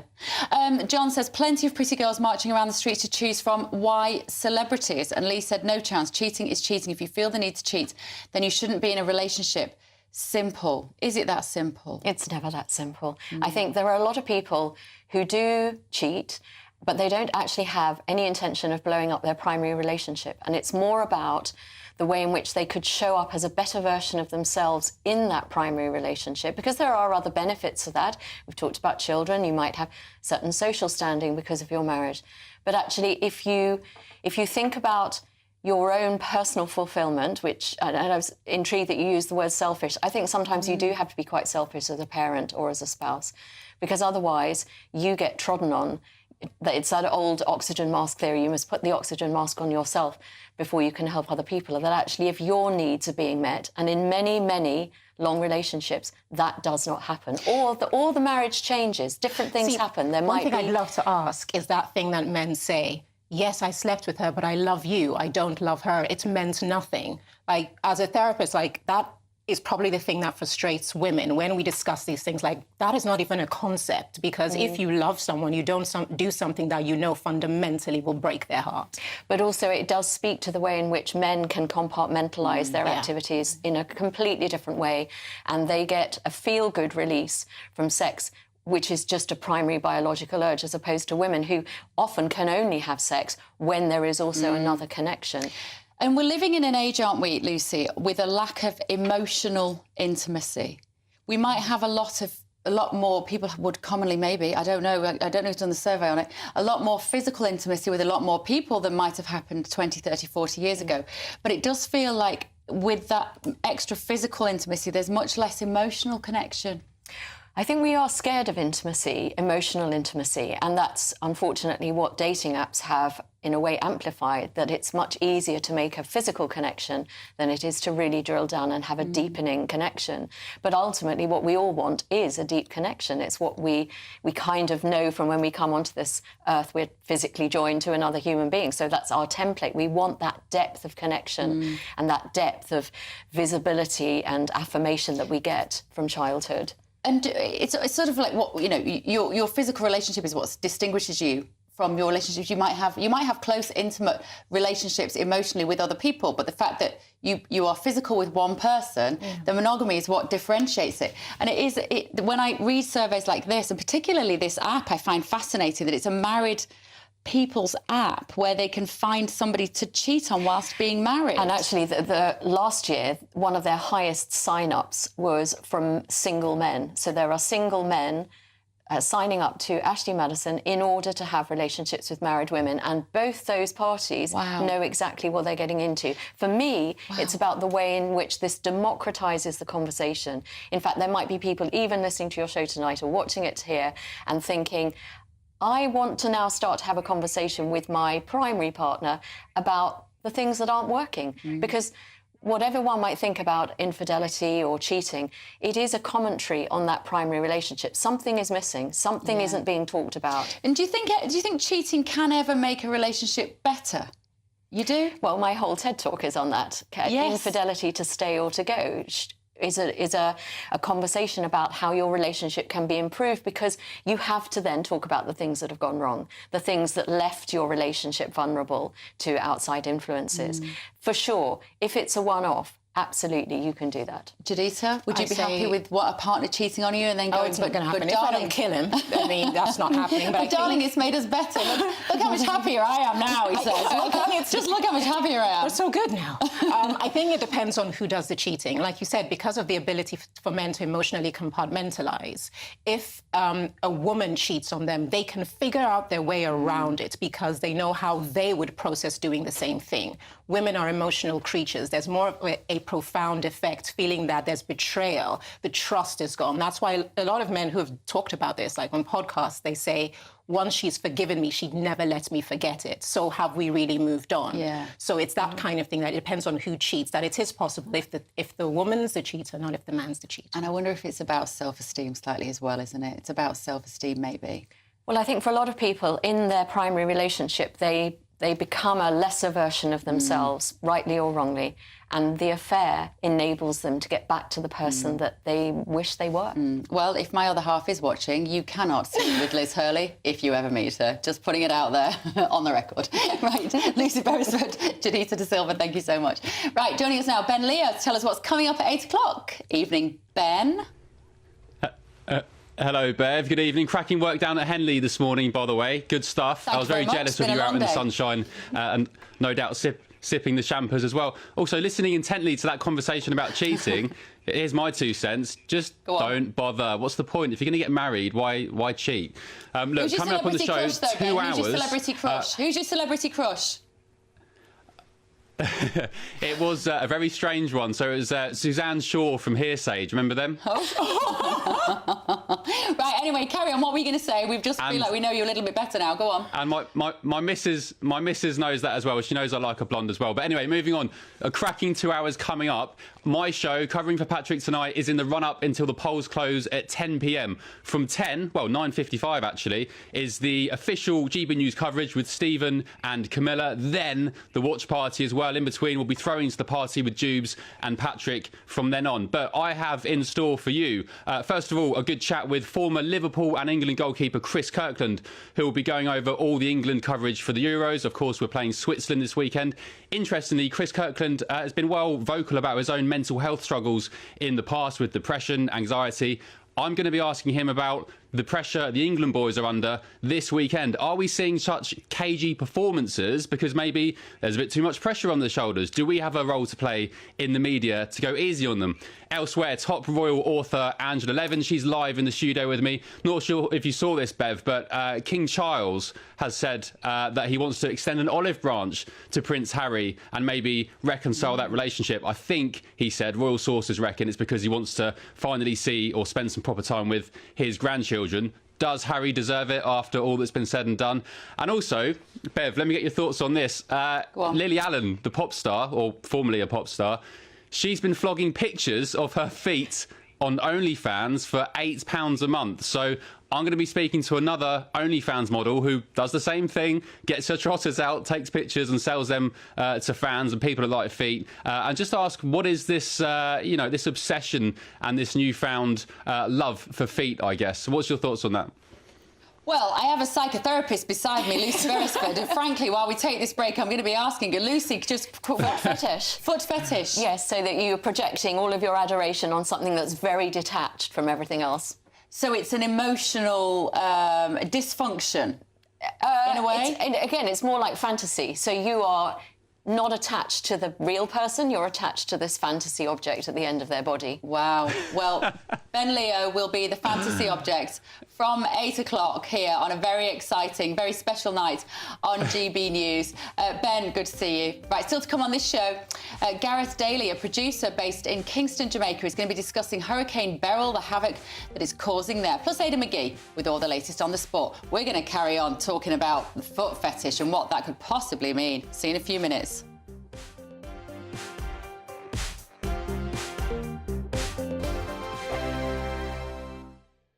Good evening, welcome to your latest GB News and weather update brought to you from the Met Office.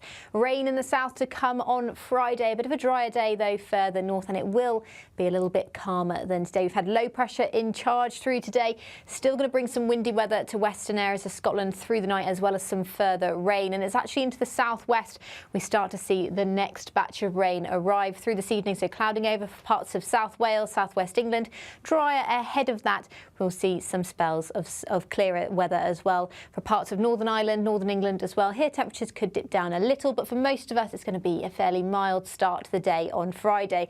And there will be quite a lot of cloud around, quite a bit more than today, across central and southern areas of England, where there will be spells of heavy rain at times. Most of us will just see a lot of cloud around and drizzly rain through the day, but there will be some heavier pulses, particularly as we head into the Friday evening as well.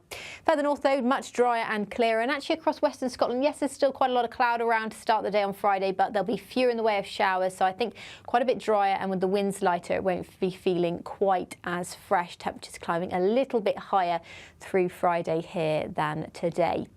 Now, further south, this band of rain will wiggle and wave through the day, but it will linger for much of the day across the far south coast, though it could turn a bit dry for parts of the Midlands, North Wales, much of Northern England as well. And in that sunshine, it won't feel too bad.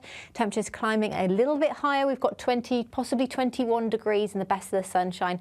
The winds will be lighter as well. Looking ahead to Saturday, it's staying fairly unsettled. That rain will take a while to clear the east coast, and then it will be replaced by a mix of sunshine and some pretty heavy, possibly thundery showers through Saturday, and temperatures again a little bit below where they should be for this time of July. And that theme generally continues into Sunday, though next week it does look like it might slowly start to warm up a little. See you later. If you want your news to be straight talking, this is the nightmare for the Conservatives again. Down to earth. It's not just Nottingham where this is happening, is it? And most importantly, honest. Hard-working, middle-class taxpayers, they'll get their book thrown at them. They catch me, Martin Daubney, Monday to Friday, 3 till 6 p.m. on GB News, Britain's news channel. Every Saturday, 10 till 12, we'll bring you all of the news that you need to know. We'll also remind you that there is so much to smile about. It's my favourite time of the week. I get to relax, enjoy some light-hearted stories, and let Ellie teach me about fashion too. That's Saturday Morning Live, every Saturday, 10 till 12. Only on GB News, Britain's news channel. I'm Christopher Hope. From pop stars to politicians, I'll interview anybody in a pub who's got a political opinion. Join me every Friday on Spotify, Apple Podcasts, YouTube or gbnews.com, or wherever you get your podcasts. GB News, Britain's election channel.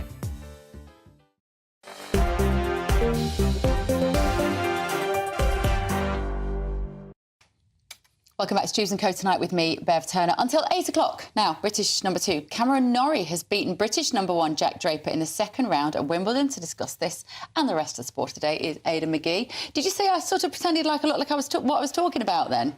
Aidan. You do more than a passable impression, Bev. You know, you're being unfair on yourself. So I just learned that the British number 2 is Cameron Norrie, and he's beaten the British number 1, Jack Draper, in the second round. Does that mean that Jack Draper goes out? It does, but you know what? I'm actually quite surprised by that result, because Cam Norrie has not had much form this year, and he's the one who 2 years ago got to the semi-finals of Wimbledon, losing to Novak Djokovic. Oh, yeah. And you know, he's somebody who kind of bloomed a little bit late. I didn't see him play till about 2019, I think it was. I think by then he was well into his 20s, and he's probably in his late 20s now. But he struggled for form earlier in the year. I don't think he's won back-to-back matches before Wimbledon since March, which is quite a long time. But Jack Draper had an excellent start to this tournament, and obviously performed well at Queen's as well. So for him to go out, that's a huge disappointment, and a little bit of a shock as well, especially in straight sets. And we've got Andy Murray is on with his brother Jamie. I'll give you a score update as well if you just give me a second. Hold the line, caller. This is how we do it. Hot off the press. If I can remember my pin code.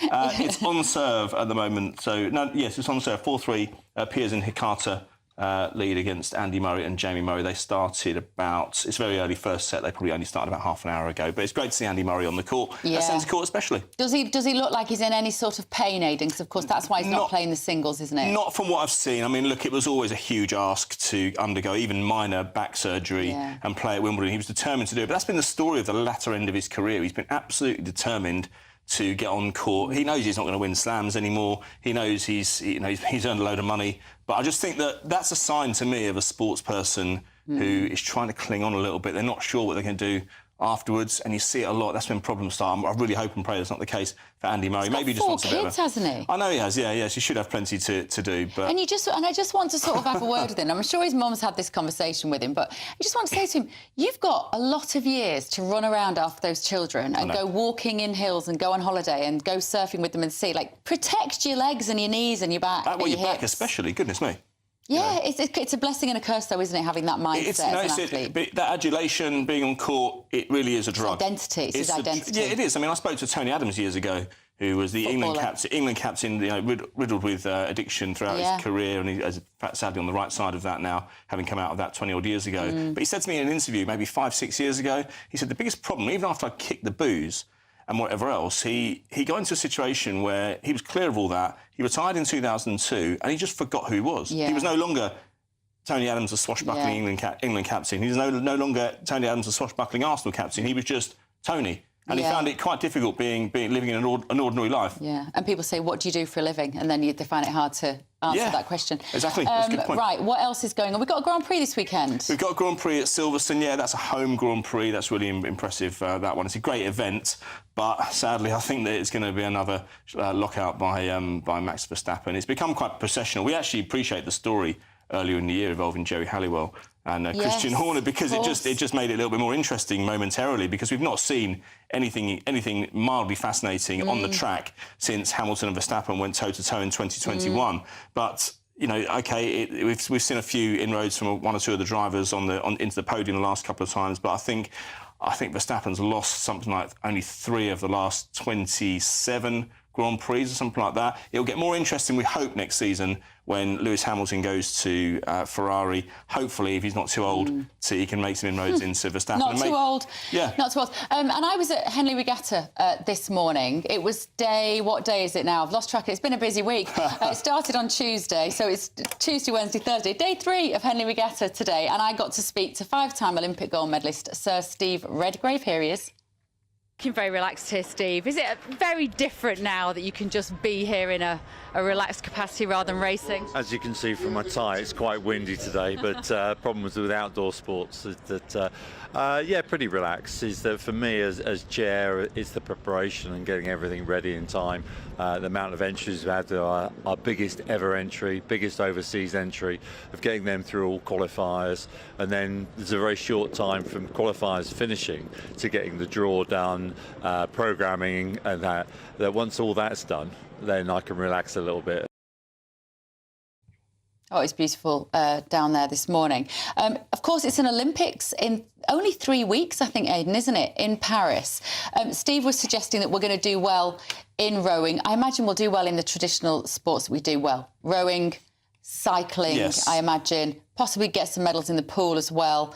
Usually we do well and in the some pool. athletes. We tend to... Yeah, I mean, overall, Bev, I just want to see a decent Olympics. It was so truncated last time because of COVID and everything. I mean, we haven't seen a proper Olympics since, 2016? Yeah. And I think Paris is more than capable of doing a good job. It went in for the event many times in the last 20 years, and it finally got it, offering pretty much an off-the-peg Olympics. Obviously, they've got the Roland Garros for the tennis, they've got the Stade de France, which was built for the '98 World Cup, for the main track events. They've got the velodrome down there. They're well equipped for cycling and for all the activities in the pool, all the events in the pool. So I think it'll be a good event. And they're on our time zone, which is very convenient and very good of them. It is, exactly. And also because of the lottery funding which has gone into the sport over the last, 25 years or however long it is, we can go into Olympics now really hopeful of getting a decent haul of medals. I don't think it'll be anything quite like London 2012. That was a little bit special, Super Saturday and all that. But I'm hoping that we'll come out the other side of it with a decent haul of medals. And we always see some surprises. I mean, I'll give you an example. Prior to Beijing 2008, I was sent to up to Nottinghamshire to meet this young girl called Rebecca Adlington. And I was told by her coach and by her, look, we're just going to Beijing for the experience. She was 16, 17 at the time, something like that. It's all in readiness for 4 years later, London 2012. Anyway, months later, I get a call from a guy from The Observer saying, have you got any contact details for Rebecca Adlington or her team? I said, who's she? And he said, well, apparently you're the only British journalist ever to have interviewed her. I was working for the News of the World at the time. And I said, yeah, OK, look, I've got some details for her. What's she done?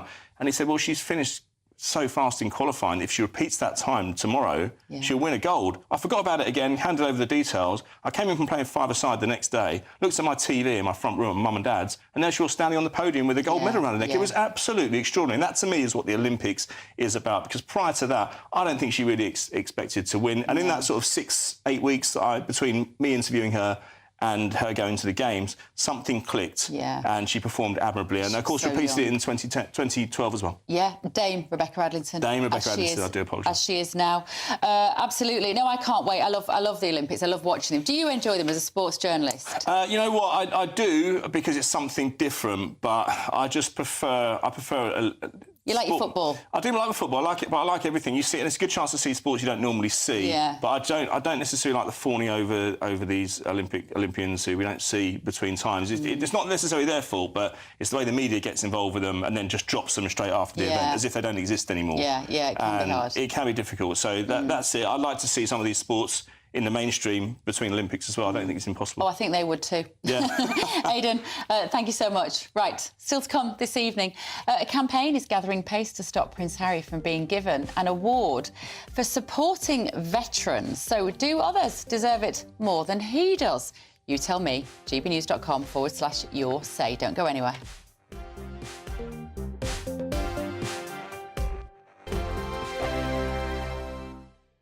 Weekdays on GB News. Wake up to breakfast every day from 6 a.m. Followed by Britain's newsroom at 9:30. At noon, it's Good Afternoon Britain. Followed by Martin Daubney from 3 p.m. Only on GB News, the People's Channel, Britain's news channel.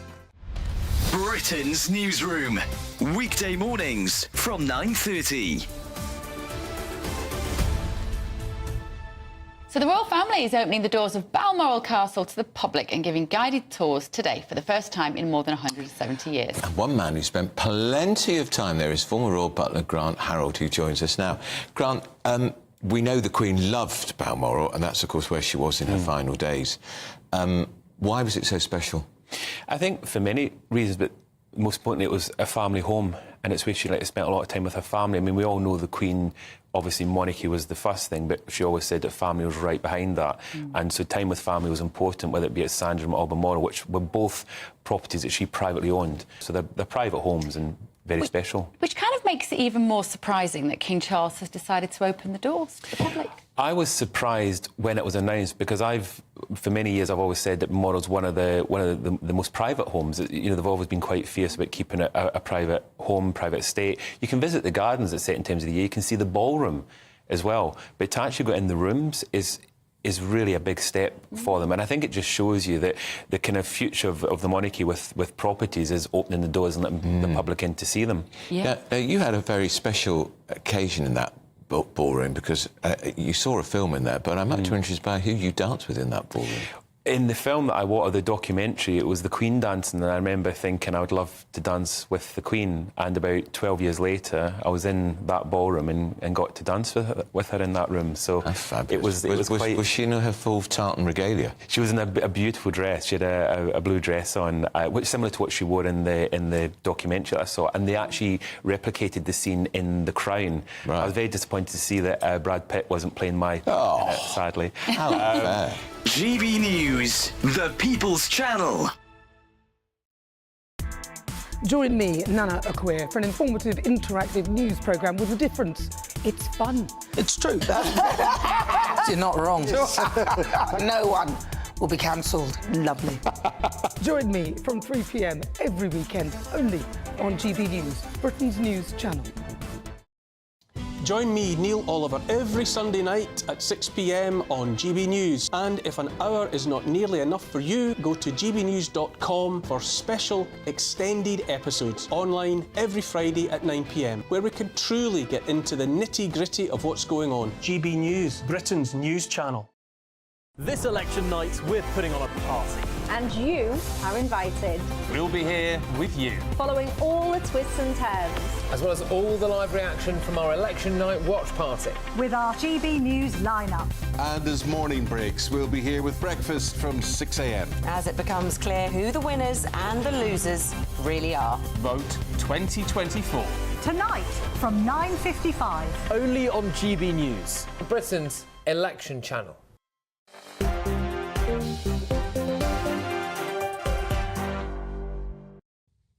Welcome back to Dewbs & Co with me, Bev Turner. It is now getting up to nearly 8 o'clock. We've got a fantastic evening of coverage, obviously, as the election results come out between now and first thing tomorrow morning as well. I'll be back on the telly at 9:30 for Britain's Newsroom. Eamon and Isabel will be here at 6. We have Stephen Dixon, we have Camilla, we have Patrick and we have Michelle to take you through the night. So it's going to be unmissable. Now, to talk about royals, Judita de Silva is back in the studio with me. OK, Judita, right. Prince Harry has been nominated for an award for the Invictus Games. And this is what's his name, the bloke? Tillman. Pat Tillman Award. And Pat's mother has said, no, I don't think Prince Harry should have it. This is scandalous. What's happened? Yeah, so this is the ESPY Awards by ESPN, and this particular award is Pat Tillman was this athlete who had a very promising career in American football. But in the wake of the 9/11 terrorist attacks, he abandoned everything and signed up and joined the army. And then, unfortunately, he was killed in friendly fire at the age of 27. So this award was set up in his honour together with the Tillman Foundation, and it kind of recognises people who are rooted in the world of sport, that do something exceptional, that goes beyond them, that they help improve, save lives. That's what it's all about, because that's the legacy of Pat Tillman.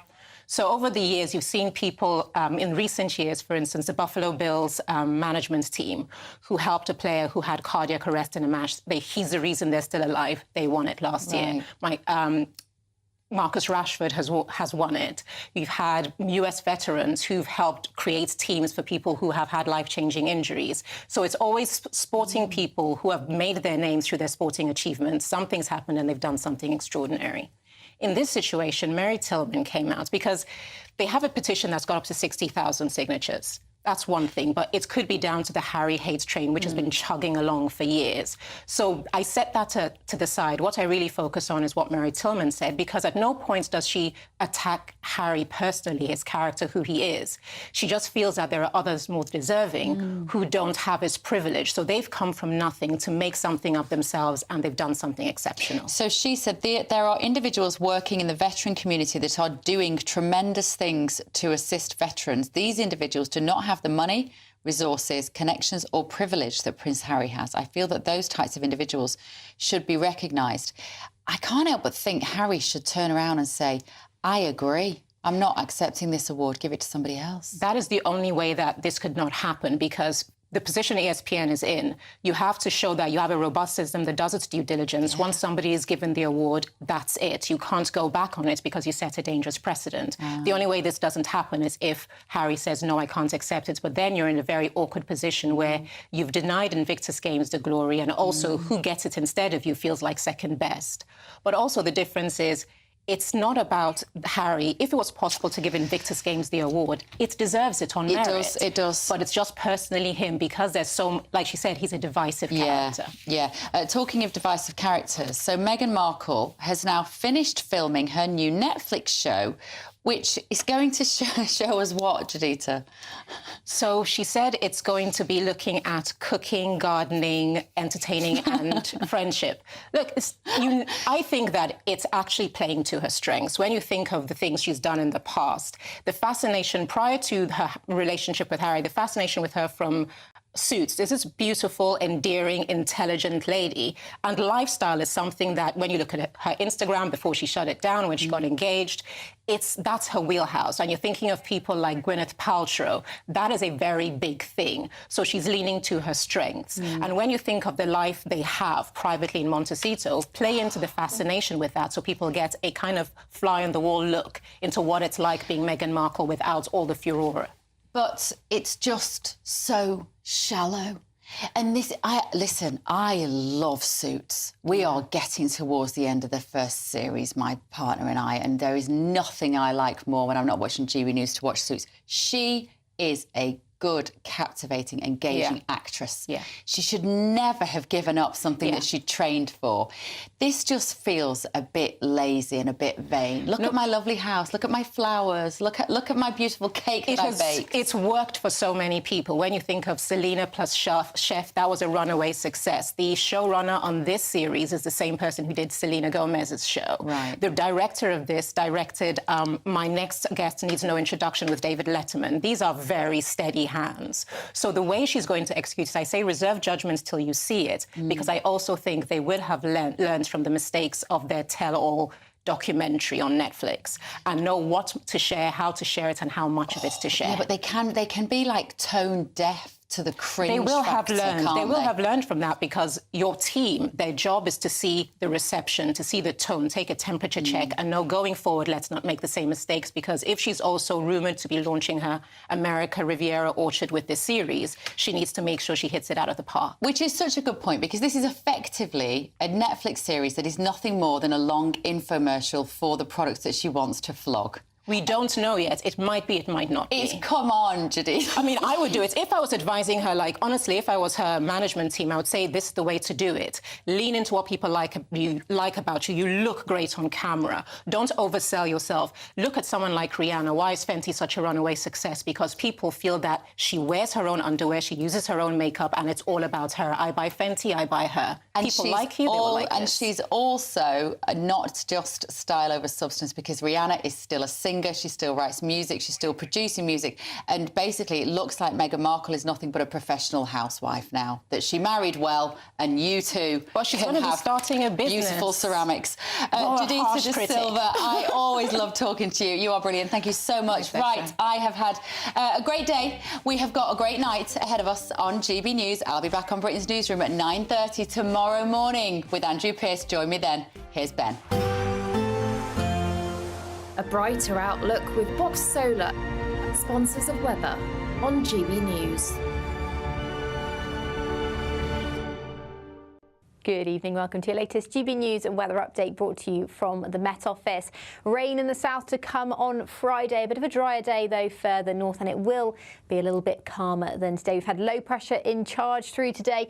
Still going to bring some windy weather to western areas of Scotland through the night, as well as some further rain. And it's actually into the southwest we start to see the next batch of rain arrive through this evening. So clouding over for parts of South Wales, southwest England.